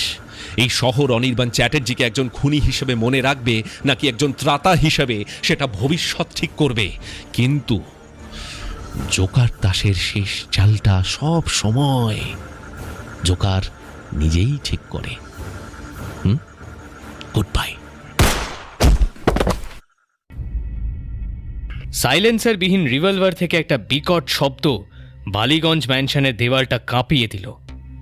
অনির্বাণ চ্যাটার্জির দীর্ঘ দেহটা অত্যন্ত ধীর গতিতে এক খসে পড়া রাজকীয় তারার মতো কাঠের মেজের ওপরে আছড়ে পড়ল।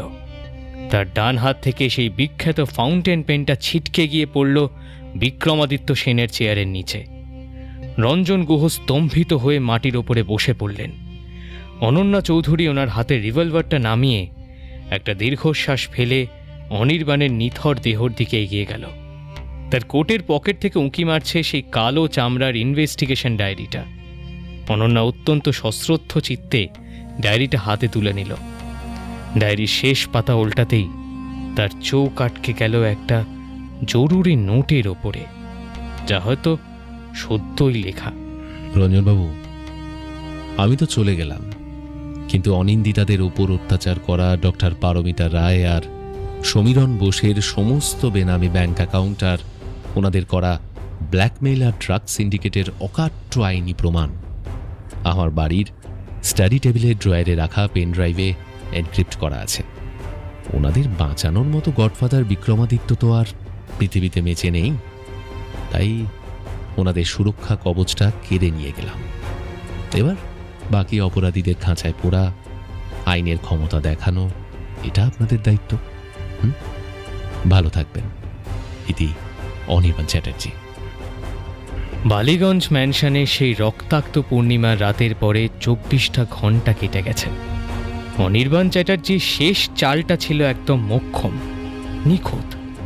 ওনার মৃত্যুর পর তিনি লালবাজার হেভিওয়েট পুলিশ ফোর্স একযোগে দুটো বড় অপারেশন চালায়। প্রথম, মিন্টো পার্কে ডক্টর পারমিতা রায়ের ক্লিনিকে হানা দিয়ে ওনাকে সহ অনিন্দিতা চ্যাটার্জি এবং সম্ভ্রান্ত ঘরের অনেক মেয়েদের সাইকিয়াট্রিক ফাইল চুরি এবং ব্ল্যাকমেলিংয়ের প্ররোচনায় হাতকড়া পরানো হয়। মেডিকেল কাউন্সিল ওনার লাইসেন্সটা বাতিল করে দিল আজীবনের জন্য।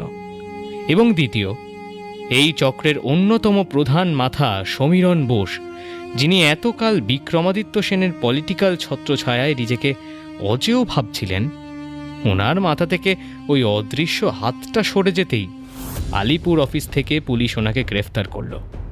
অনির্বাণের রেখে যাওয়া অকাট্য প্রমাণের সামনে ওনাদের লাখ টাকার আইনজীবীরাও ওনাকে বাঁচাতে ব্যর্থ হলো। ওনাদের দুজনেরই ঠাঁই হলো সেন্ট্রাল জেলের অন্ধকার কুঠুরিতে। কলকাতা পুলিশ সরাসরিভাবে এই কেস ফাইলটি চিরতরে বন্ধ করে দিল। লালবাজারের ক্রাইম ফাইলের পাতায় অনির্বাণ চ্যাটার্জি নামটা আজ একজন সাইকো কিলার হিসেবেই নথিভুক্ত।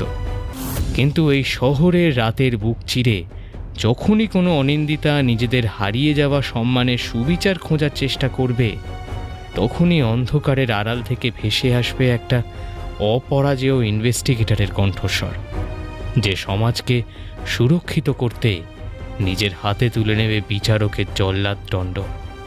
আইনের চোখে হয়তো সে একজন খুনি, কিন্তু তার নিজের তৈরি করা মনস্তত্ত্বের আদালতে সে একজন বিজয়ী জাদুকর। তাসের প্যাকেটের সেই হারিয়ে যাওয়া রহস্যময় 1 নম্বরের তাস, জোকার।